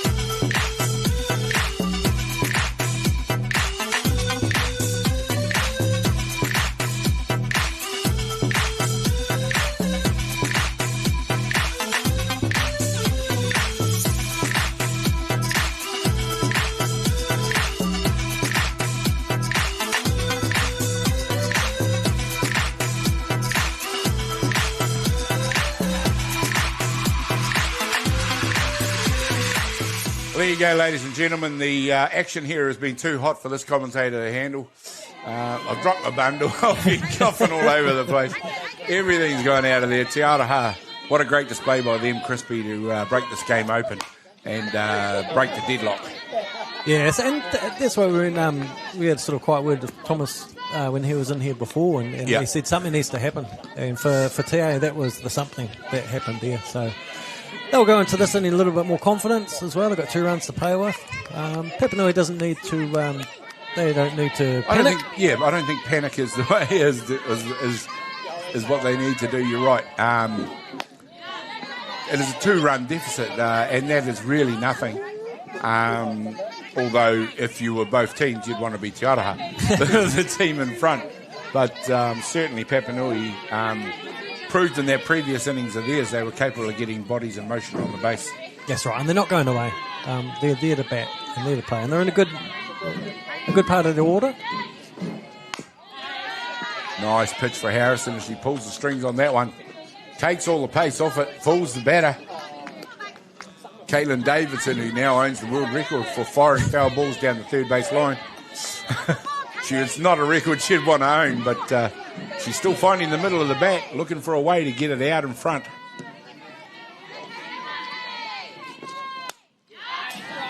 And they keep peppering the inside of the plate for her. Maybe just an adjustment of where her feet are in the box. She stands very close to the plate anyway, so you're always going to invite an inside pitch there. Maybe get her heels out towards the back of the box. Wow, she's doing a good job in the 2 spot to see those pitches and where to pitch it down. So maybe that's a tactic for her, but you're right. Oh, great change. She's pulled the string on that. Davidson lucky to foul that off. Got the foul on that one. But Caitlin and Emily just laughing about this here as well. Yeah. Good bit of banter between the two of them. Good to see the humour being maintained in there despite the tenseness, especially of the situation in the last inning. Yeah, for TA having they had a loss this morning, so they're desperate to win this game, I'd imagine. That's right. Finish the day on a high. They don't want to go down on 2 losses. And that was a great pitch by Angela Harrison. Turned Caitlin Davidson into stone as it sailed through the middle of the zone for a strikeout and 1 down. Emily O'Connor has been having a whale of a game out there for Papanui. Comes into bat now, number 12. Watches the pitch go through the inside.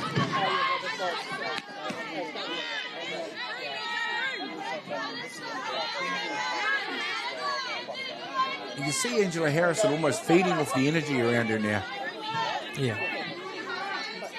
Yeah, I was just thinking Papanui just needs to be careful not to sort of play into that game as well and get quick outs. They just need to concentrate and breathe. Just get a runner on and see what happens. Yeah, well, the idea that you take Angela deep into account, still maintains, be fussy, have a go at anything in the strike zone, but equally, don't try and be foolish about when you swing outside the strike zone.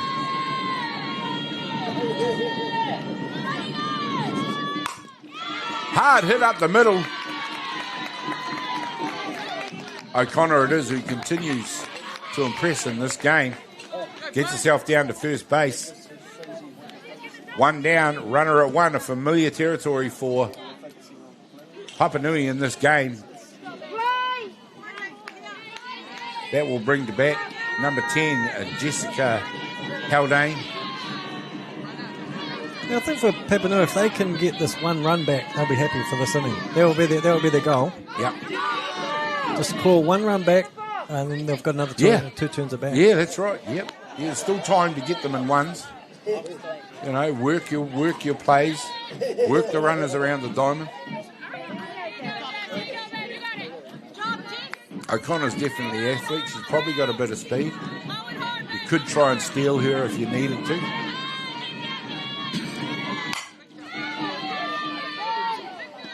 Another foul ball. Another foul ball down that third base line, getting peppered out there now.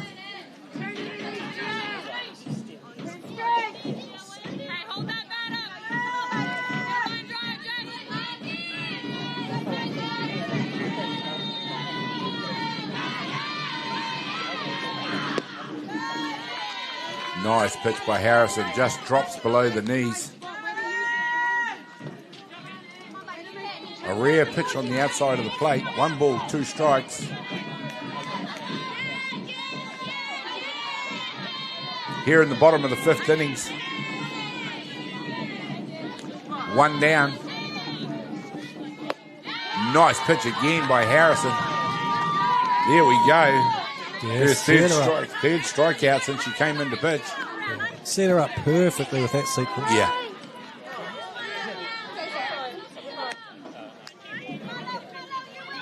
I mean, we talked about how good Ronga went and now how good Harrison's going. But it also pays tribute to the game that Otila Tavite is calling behind the dish there. Yeah, very smart. She's not moving too much as a catcher either. No, she generally tends to just let her glove do the talking and doesn't move around like you see a lot of catchers do. We saw it with Tyler Bromhead in the Waitakere game. Yeah. Makes the umpire's life a little bit easier too when they're not moving around. Yeah. Well, the runner was off. That foul ball. Runner was off on a hit and run there. 2 down now. They've got to find a way to get that runner around to 3. Yeah. No balls, 2 strikes. Advantage to Atiawa on the batter. Pitches count.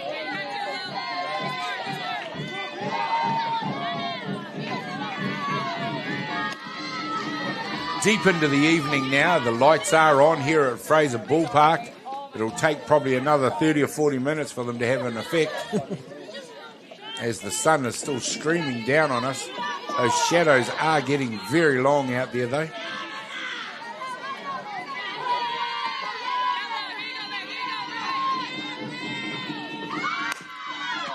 Hit down the first base line. Foul ball. Papanui Girls just continue to turn on him and pepper that foul ball line. You just think how long before they actually get one to stay inside. Yeah, well, that's trouble too. If that goes down the line, that generally tails off into the corner. It does. Which is dangerous for Atiawa. I've seen a couple of those already today.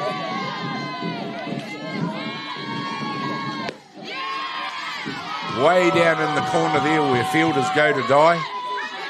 As they watch the ball disappear into the corner and runners advance around the bases. 2 balls, 2 strikes.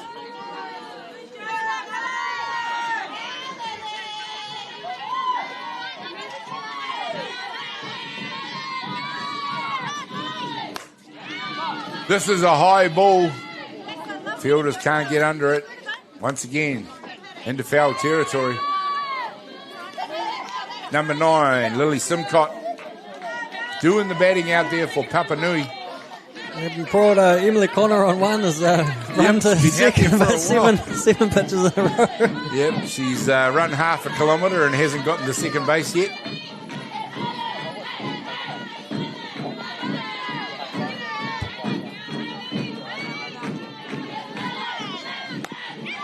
This time she's managed to get one on the deck at second base, who vacuums it up. Underarms at the first base to end the inning and maintain their lead with 5 innings now complete. Te Aroha, 2 runs ahead of Papanui. We'll find out what happens when we come back in just a minute.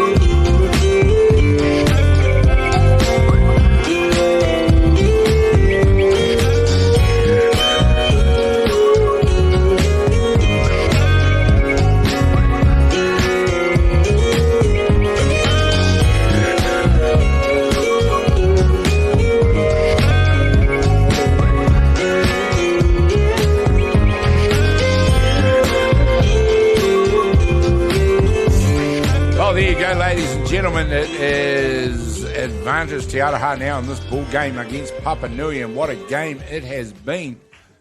To finish our commentary off for the day will be this game, but if you are here at the Diamond, obviously there will be in the 7 o'clock game, or in this case it could be close to a 7:30 or 7:45 game.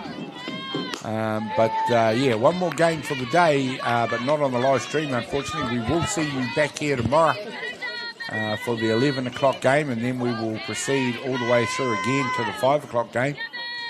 And it will be another big day of softball. But this one's not finished yet. And it is Te Aroha who upped the ante and broke the deadlock.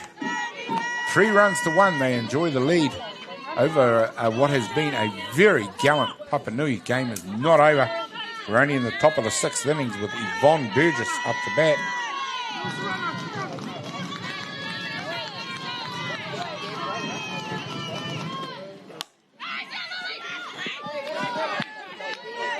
Crispy, that sun just disappeared out there in like a minute. It's got cold, isn't it? Yeah, 1 minute it was there, next minute it was gone.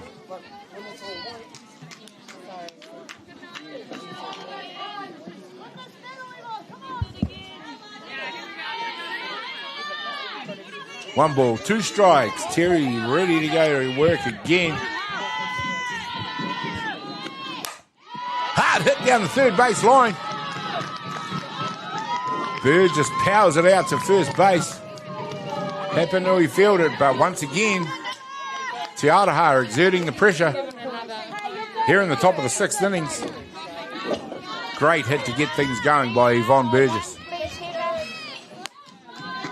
There you go, just powers into it, sits back, flat swing. Well, we're about to put that commentator's curse on here. We haven't had a home run this game, and we have one of the all-time greats of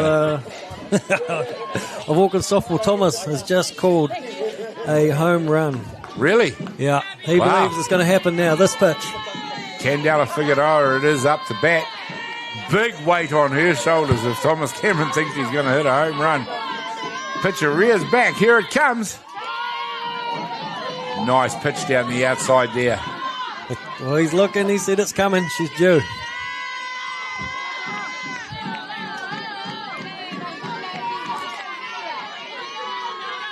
Here we go, ladies and gentlemen. The whole contrast has changed out there.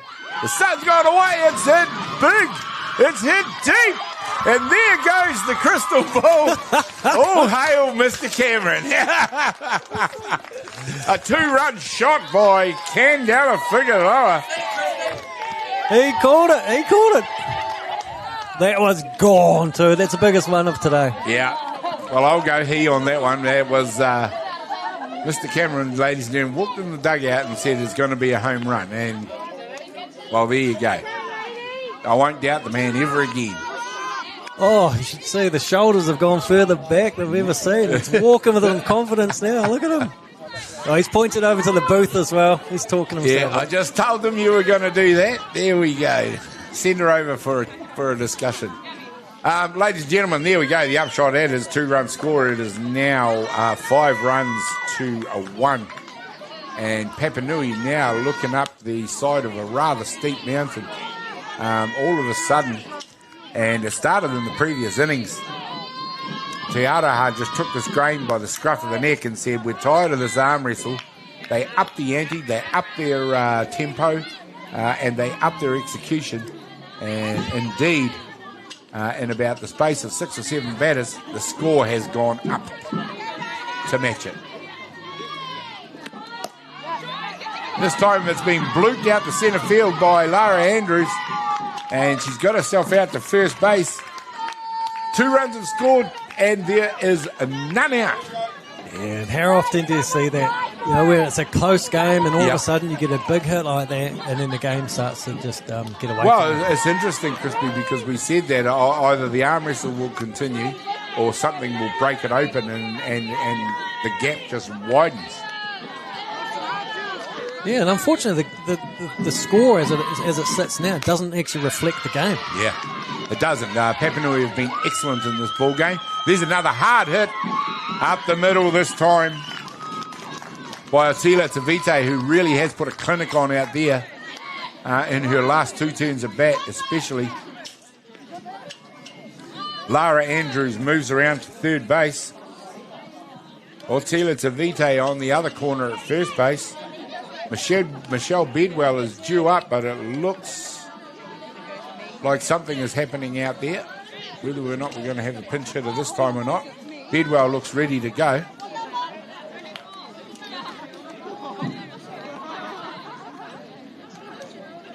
Atiawa Tavite has had a runner come in for her every at bat.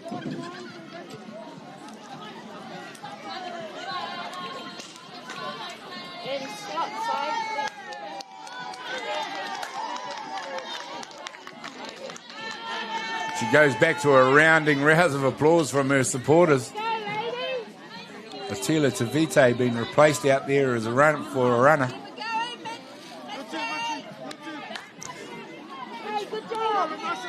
Yeah, and it's tough for Papanui at the moment with none out too. Very, very tough. Papanui now doing it tough, as you just said, Crispy, after keeping the score right down.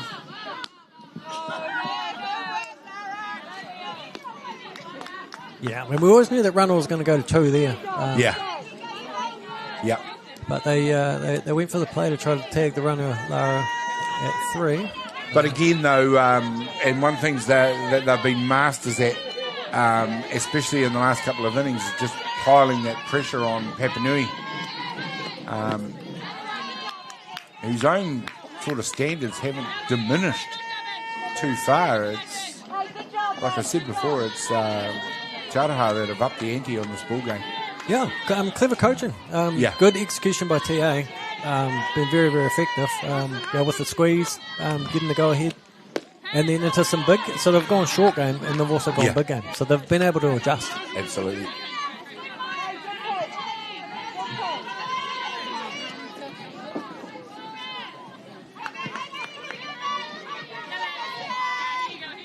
Didn't quite get the strike call on that one. 2 balls, 1 strike.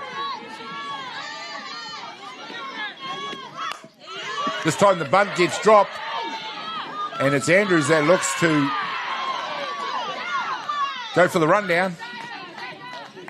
And she got called out at third base. Nice play to take that lead runner. Andrews got caught backing up too far. Yeah, good decision. Obviously a squeeze play there. Good decision to backtrack to go to 3 because she would have been out at home. She'd have been stone cold, absolutely right.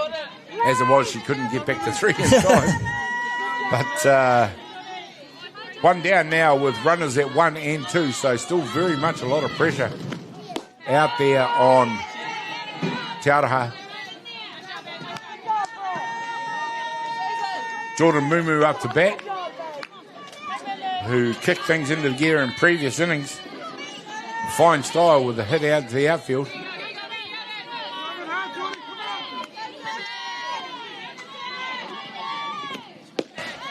Nice inside pitch, not called a strike. The posture of the TA girls in the dugout has changed too. Look at them. That's what runs does, eh? Yeah, from the pressure, absolutely. It's just the pressure valves come off now. They're happy, they're smiling. Thomas keeps looking over still. He's going to come over and make another prediction. There's a nice pitch. This time the pickoff goes at 3. It's unsuccessful. Calm heads. We talked about calm heads before. Yeah, and TA continue to put the pressure on too. Like a lot of coaches would normally just sit back and just let the hitter hit, but she's still putting getting the runners, testing the field, making sure they're up to the challenge. Yeah, now she's got a good position. She's got a runner on 1 and 3. Runners out there on the corners. This one's hit straight down the throat. Oh, no, it's over the top. It's gone all the way to the fence. 1 comes in to score. 6-1 it is now. Runners at a 2 and 3. Fine piece of hitting. Still only 1 down. And Jordan Mumu, it was another battle for TA, who's now done a tremendous job out there.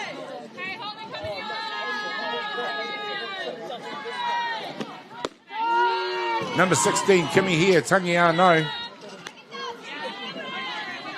Yeah, making it difficult for Papanui as well. At the start of the game, Mia Gilmore, if you missed it, was pitching. She started the game, but unfortunately she got caught out for wearing metal cleats when she hit the ball out to centre field, didn't she? Yeah. So Brittany's come in and she pitched a heck of a game. For Papanui, they're onto the second pitcher. So do you let her see the game out, or do you just try to change things, stop the Well, if they've got another pitcher to do that, I mean, Mia Gilmore will never know what might have happened had she been able to stay out there, and how deep into the game she might have gone. But certainly Brittany Terry, to her credit, came in a difficult situation and pitched very well. And continues to pitch pretty good as well. But unfortunately, Aroha, living up to their reputation, she was. and it just put the foot on the gas. That's right. She wasn't happy with that call. She wasn't given the strike that she wanted there. She's a little bit frustrated, but she didn't panic. This she got time, the strike out. Nice pitch. Good comeback. Tangiano gets strike out for the second out here in the 6th innings. And if they were able to convert another run, Crispy, then 2 runs, then you start to get into the run ahead rule here in the 6th inning. Yeah, which unfortunately doesn't deserve. This game doesn't deserve to be talking about. To be run fair, rule, you wouldn't talk about it and shouldn't talk about it because Papanui have been better than that. You're quite right. And are certainly capable of pegging back some of these runs. Yeah. And regardless of the result of this game, both teams can be proud of how they've played. Absolutely. A fine, as we see a pop fly. The catcher just had to stand under that for an age. I don't envy you having to stand under that. That went straight up. Straight up a long way. Couldn't make the catch, however, which would have ended the innings. 1 ball, 1 strike. Caitlin Lewin into bat for Te Aroha.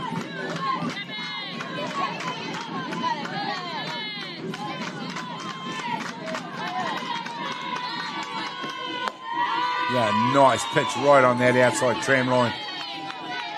Flirting with danger of being called a ball. Perfect pitch.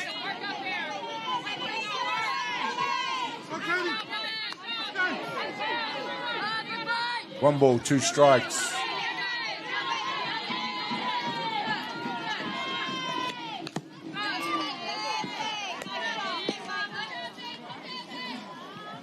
Swings hard on that one.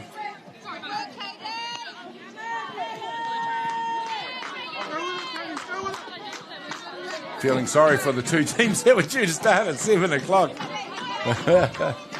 As we're still an innings away from ending this ball game.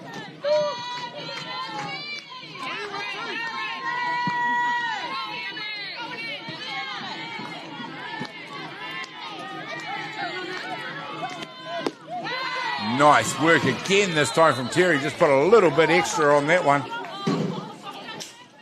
And that's a great way for her to finish that innings after some fireworks at the beginning. But it is 6-1 to Te Aroha. We'll be back in just a minute.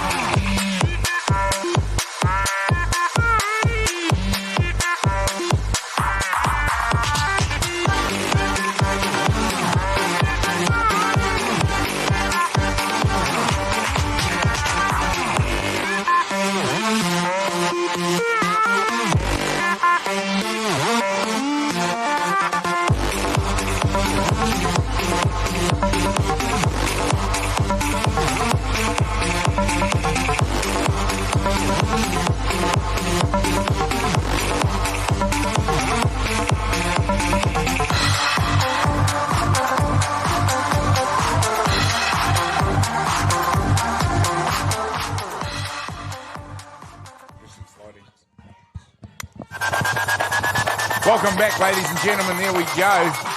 It is Te Aroha that have placed a rather large obstacle in front of Papanui in the form of 5 runs in the last 2 innings. 6-1 they lead now over Papanui, who have been unable to impact the scoreboard since the very first batter of the very first inning. In a fine display of defensive supple, as we see Brittany Terry get them going with a lovely hit up the middle. Could this be the start of a fight back by Papanui,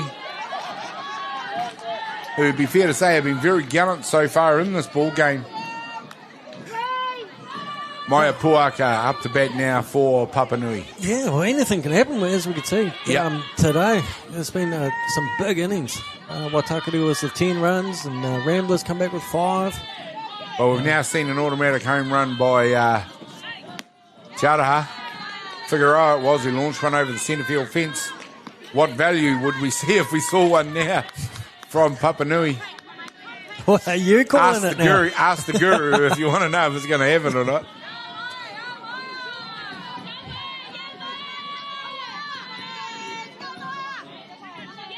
I'd love to be able to call one, but I don't think I've quite got that vision.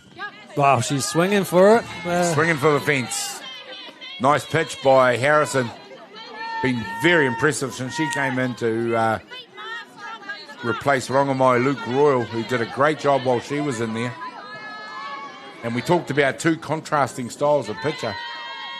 And it works definitely in Te Araha's favour. Oh, it sure has. And I think with looking what Te Araha was trying to do was just trying to change up that game. Looking at the velocity of the two pitches, they looked at contrasting pitches. You're right. Yeah, absolutely. This one hard out to second base, eats it up, takes the lead runner. The double is on, and there is execution right there as they take the double. And Te Araha are every bit the front runners in this ball game now. Right there. That is an underline, an underscore of their current dominance in this ball game. Hard hit to second base. She knew exactly where it was going. The execution right on point. The runner for Papanui giving it everything, but not quite able to make it. The ladies are pretty happy with that too. It's something you practice every week. Doesn't always come off. Practice double plays. Perfect execution. It's to practice double plays with my T-ball team. They were that good.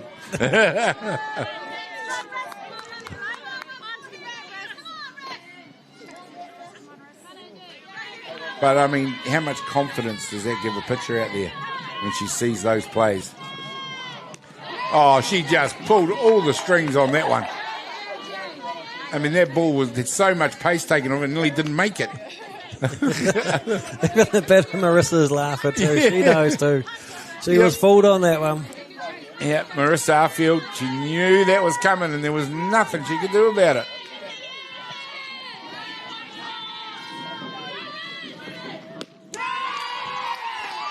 There we go. Strikes there out for the third out here in the sixth innings. And the confidence of TA is out there for everyone to see. There we go. 6-1 as they head back to the dugout. We're now into the top of the seventh innings. We'll find out what happens when we come back in just a minute.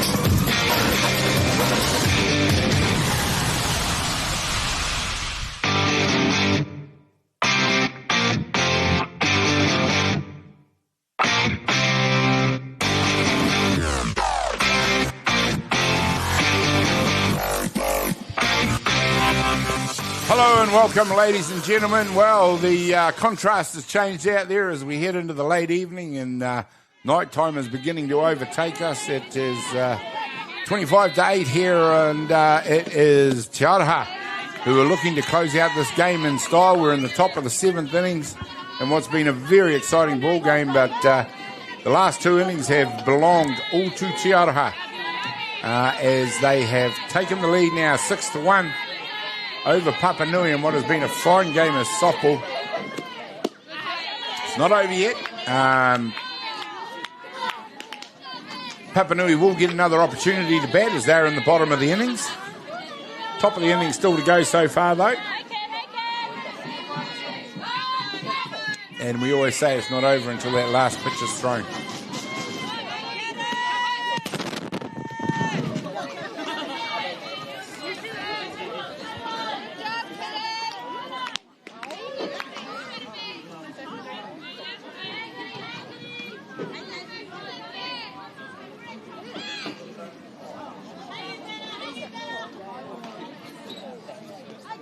Kitty Winiata it is, top of the order for Te Aroha. Looking to go to work out here now against Papanui.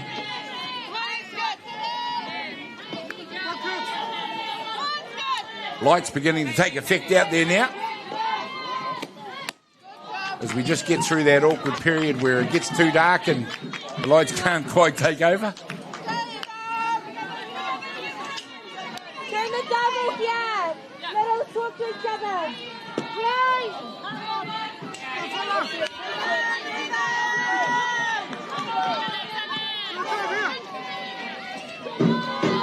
Here we go, Brittany Terry it is, who rears back, gets ready to go again. This one's hit hard. A deep foul. One bounce into the fence out there.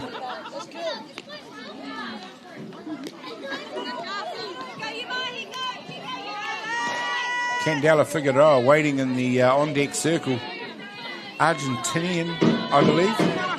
Yeah, that's what Thomas was saying before. So power better. I think she's looking forward to getting back up to batting again. Yep, itching, champing. Get in there. Winiata Inoka it is out there who waits at first base. Yvonne Burgess in the batter's circle. Hit the ball very hard in their last at bat. Straight in the 5-6 hole. We did talk earlier about how long Papanui could contain this batting lineup. And it was 4 innings. Well, I mean, you'd have to say that the batter has dominated the ball in the 5th and the 6th innings. So, sometimes that's the game of softball, right? Yeah. It's just one. It's sometimes those hits they just come all at once, or they can be spread out. Yeah. The game. And it's also a sign of a good hitting team that when they do get on with the bat, they hit in blocks. Rather than 1s and 2s, they'll go 3, 4, 5 hitters in a row. Yeah. Once one goes, it kind of opens the dam, the floodwaters. Nice work by O'Connor out there. Just did enough to let that go foul.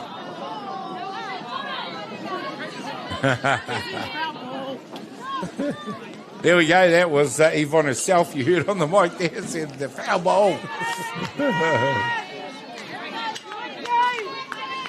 2 balls, 2 strikes. Top of the 7th innings. Yeah, as a batter, you're always going to say that. You want another shot, don't you? Yeah.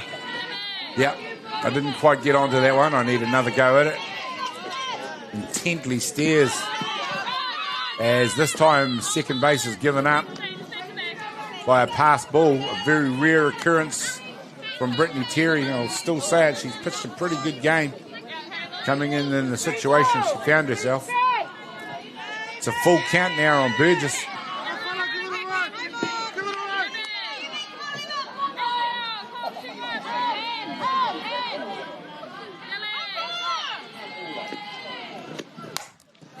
Fires one high, it's going up forever. First base gets under it. Takes the catch. 1 down. Runner still at 2, but it is the home run hitter, Candela Figueroa, who comes up to bat. Launched it straight over the centre field fence. Absolutely no doubt right from the bat where that one was going.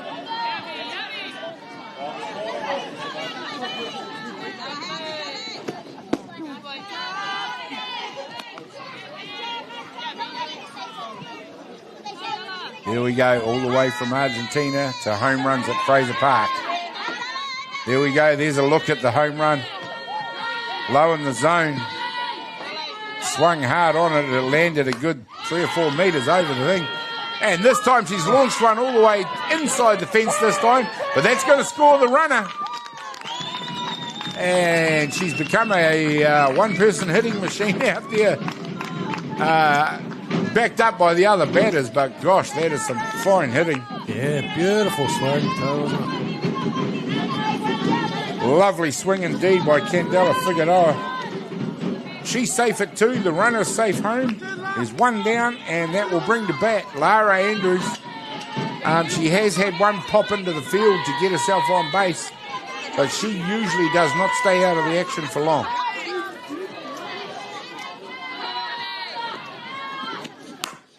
And there you go. One pitch hits it straight up the middle. Figueroa rounds 2, comes home.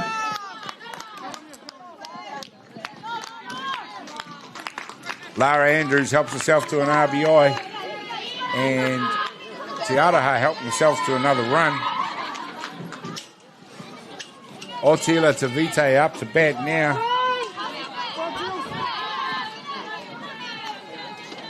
Eight 1 it is.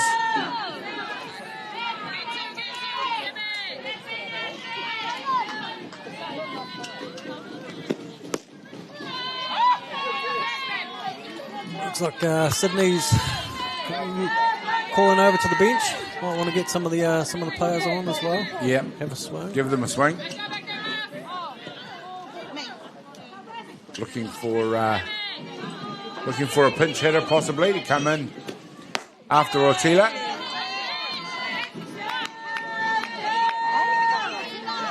Umpire's been very consistent out there. Yeah, so we're getting pretty cold now. Lucy Pearce. Yes. Oh, it's a warm job, though. It's a warm job. It's a warm job, yeah. Constant movement. There's still a little bit more softball to go as well. Yep. Certainly if Tiaraha got anything to say about it. 3 balls, no strikes on Tavite. She needs to do what she can to find the zone. They need another out.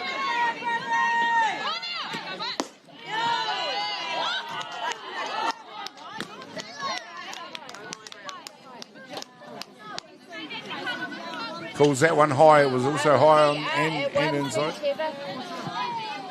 Yeah, you're saying she's got a great zone behind there. I think Brittany's going to disagree. Yeah. And it's hard when you're 8-1 down. You just want those calls to go your way. Yeah. It's a very, very lonely place when you're a pitcher there. She's still plugging away out there. There's a conference coming in now.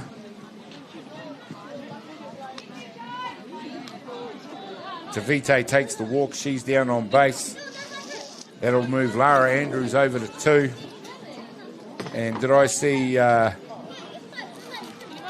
Jalen Rawiri, number 18, looking to come in and have a bat?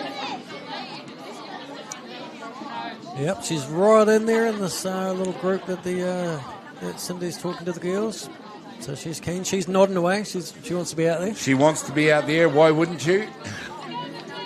Inject a bit of youth and enthusiasm into the lineup out there. She's going to come in after Michelle Bidwell by the look of it. She's always got the biggest smile, eh? Yeah. Absolutely. To be fair, most of the girls have played this game in great humour. Despite the enormous pressure that was on both teams right into that 4th inning before Tiaraha upped the ante.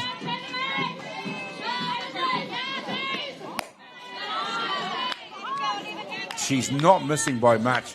She's really not missing by much. And you're right, some of those calls might have been 50-50. Yeah, I think they're looking at the score now. They've got to go Papanui's way.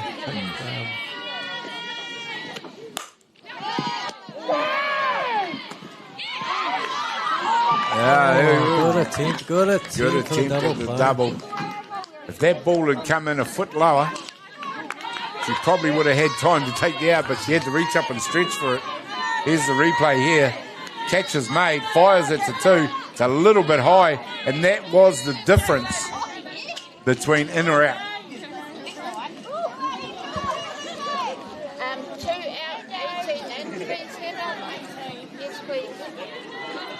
Number 18, Jalen Rawiri comes in. as you just heard from the home plate umpire.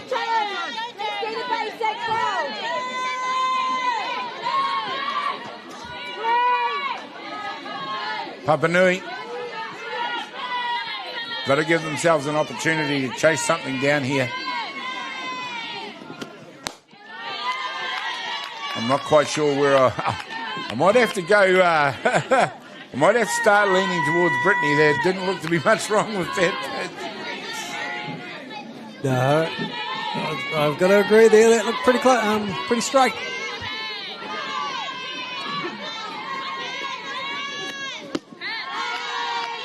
Oh, there's the makeup.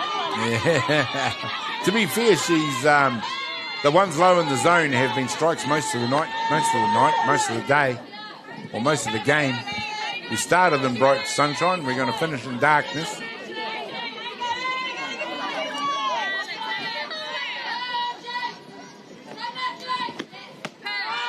That'll be another one. Yes. Well, I've got the zone sussed now. 2 strikes. I think Brittany Terry might have the zone worked out now as well. 1 ball, 2 strikes.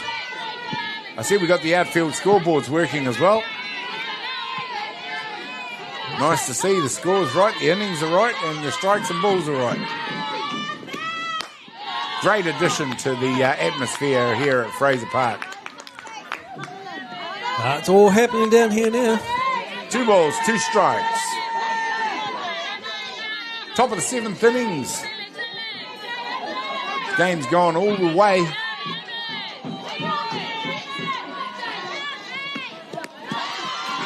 Oh, there we go. The pass ball is going to move the runners. Bit of dew starting to form out there as well, though. Bit of a loss of control there.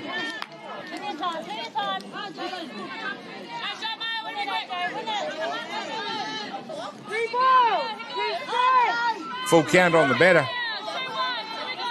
Jalen Rawitty's come in for a pinch hit, doing a great job at the moment. Yes, yes.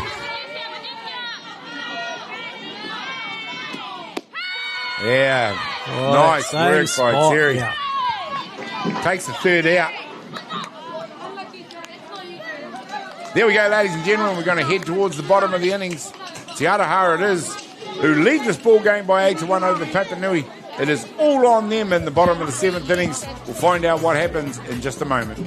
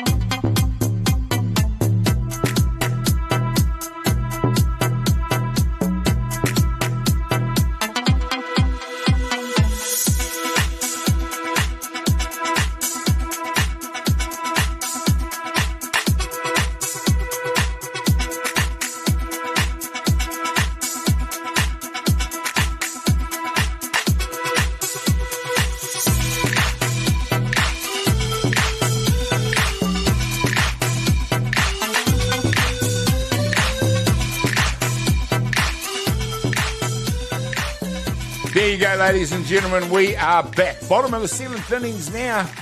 The lights definitely having an effect on this game. Papanui, an enormous mountain ahead of them, have brought in a pinch hitter in number 15, Amy Sloan. Yep, they got nothing to lose now. Nothing to lose. That's right, Crispy. They might as well go for it. Give them a go, find out what might happen. In just a moment, as we see an inside pitch. For some reason, it's very difficult to get a call on an inside pitch on a lefty. Yeah. It is, eh? Yeah.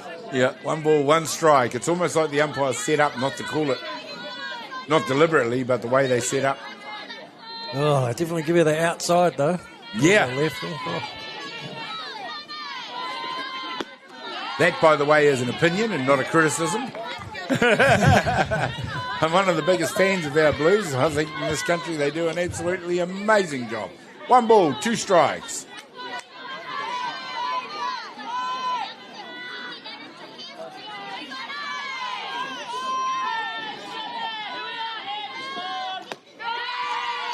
There we go. Outside corner we just outside talked about. Pitch. We've all had that various times during the game. Crispy, the crystal ball out. It was your turn that time.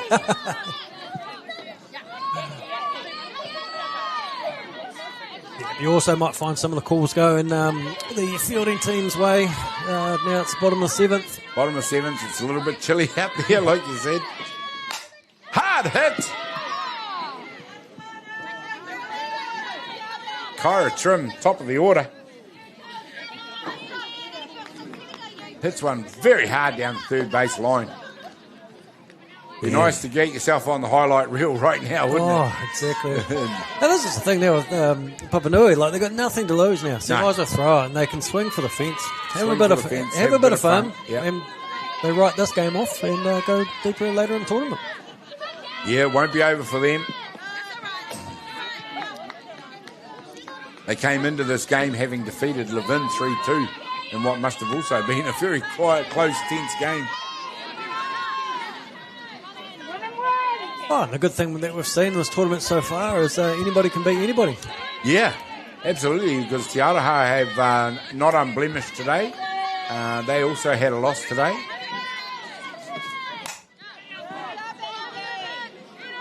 Yeah, no, Oda who?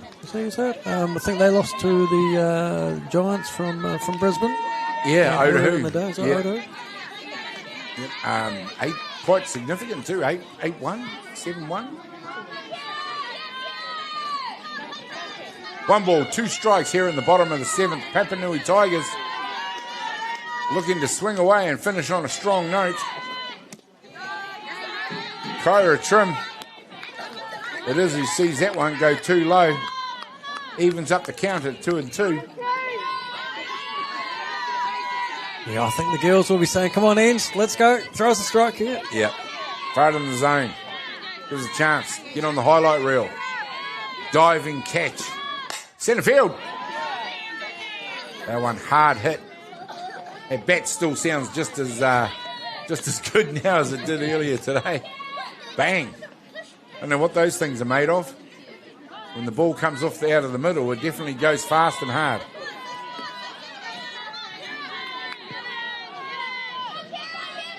I think our cameras are a little bit deceptive about how bright it is out there. Oh, for sure. Yeah, it's quite dark out there now. Oh, yeah, pulled the strings on that. And it's Trim who gets one through. It's gone all the way to the centre field fence. They're really motoring out there to mop it up. She turns around, comes to 3. And there we go. Those are the sort of hits that they needed throughout the game. Stand-up triple by Kyra Trim. Here's the replay. There's the pitch. Oh, sat on that change well. Just sat back on it. Went under the glove of the diving fielder out there, Yvonne Burgess. And she showed a clean pair of heels as she raced around 3 of the 4 bases. Up to number 4. Another pinch hitter. I'll tell you her name in just a sec, as for some reason I can't read my own writing.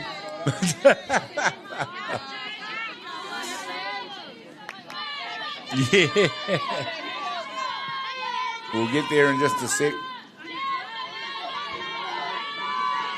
Sosafina Base. Sorry if I've wrecked that one for somebody. Her in particular, Sosafina. Base has come in for bat.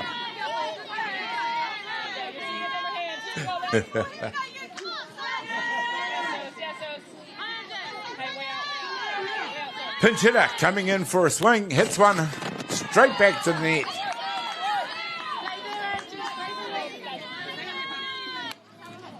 Haven't had one that made us flinch yet.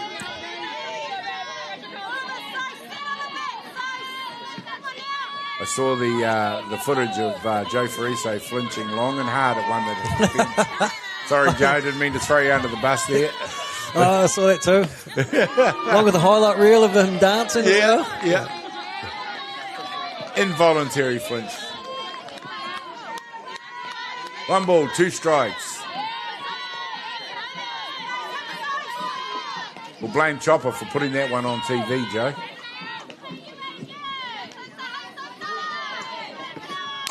This time she's hit it straight down to first base. Eats that one up. And it is the run that scores. No problem for Te Aroha giving up the run, as the second out was probably more important to them. One of the ladies in this lineup that has really excelled all day, number 12, Emily O'Connor, comes up to bat. And she's had a marvellous day, fielding and batting. Yeah, she's been their sort of energizer bunny at third. Lots of talk, lots of laughing, lots of smiling. They're hitting the ball well. Yep, definitely leading by example.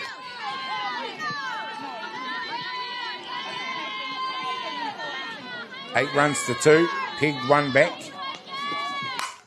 Oh, she's launched one straight down the third base line. And it goes foul by about a half a metre. Hit the ball very hard.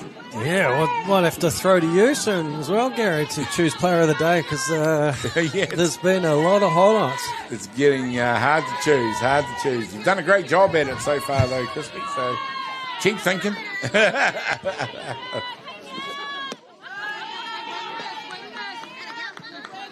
No, I think for Te Aroha, they'll be happy. Yeah. With how their bench has come on as well, especially like with Ange coming on. Yeah. Everybody who's come on has actually contributed. Yeah, they've added to the team's performance throughout the game. Yeah. And they have managed to get a lot of bodies out there and get game time as well, which, as you said before, is important, especially as we go deeper into the tournament. Yeah, I think Taylor behind the dish has caught a hell of a game as well. And she's had 2, maybe, I think she picked a walk as well. 2 very good hits.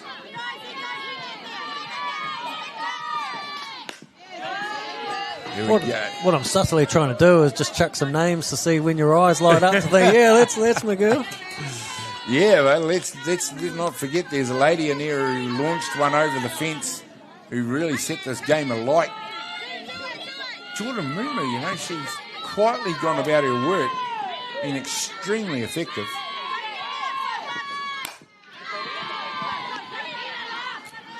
And O'Connor hits that one hard.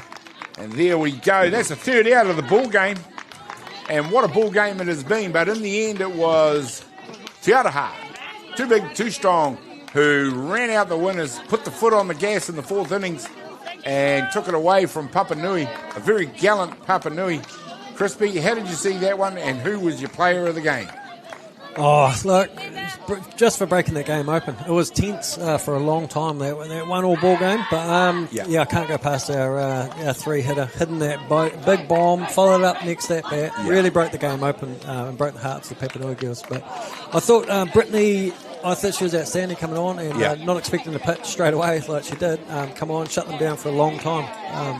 And with Papanui, I thought they played extremely well. They're up against a very, very good team in Te Aroha.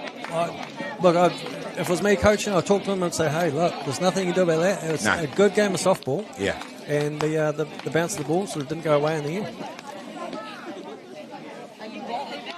Yeah, no, you're absolutely right, mate. And as far as the ball game goes, reset for Papanui. Come out, learn from it. They were able to foot it with Te Aroha for 4 innings.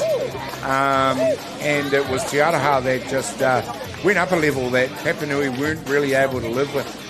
But, mate, we're going to close it down, so we'll just quickly go back to you for your player of the game, which you studiously avoided in that one, and Todd did tell me that it was Candela Figueroa. So there we go, ladies and gentlemen, the Ballpark Broadcasting Player of the Game, Candela Figueroa. Beautiful launch, out of the park home run. But for us at Broadcasting, there is another game here tonight. We're not going to be live streaming that one, but we'll join you again tomorrow with a heck of a lot more action.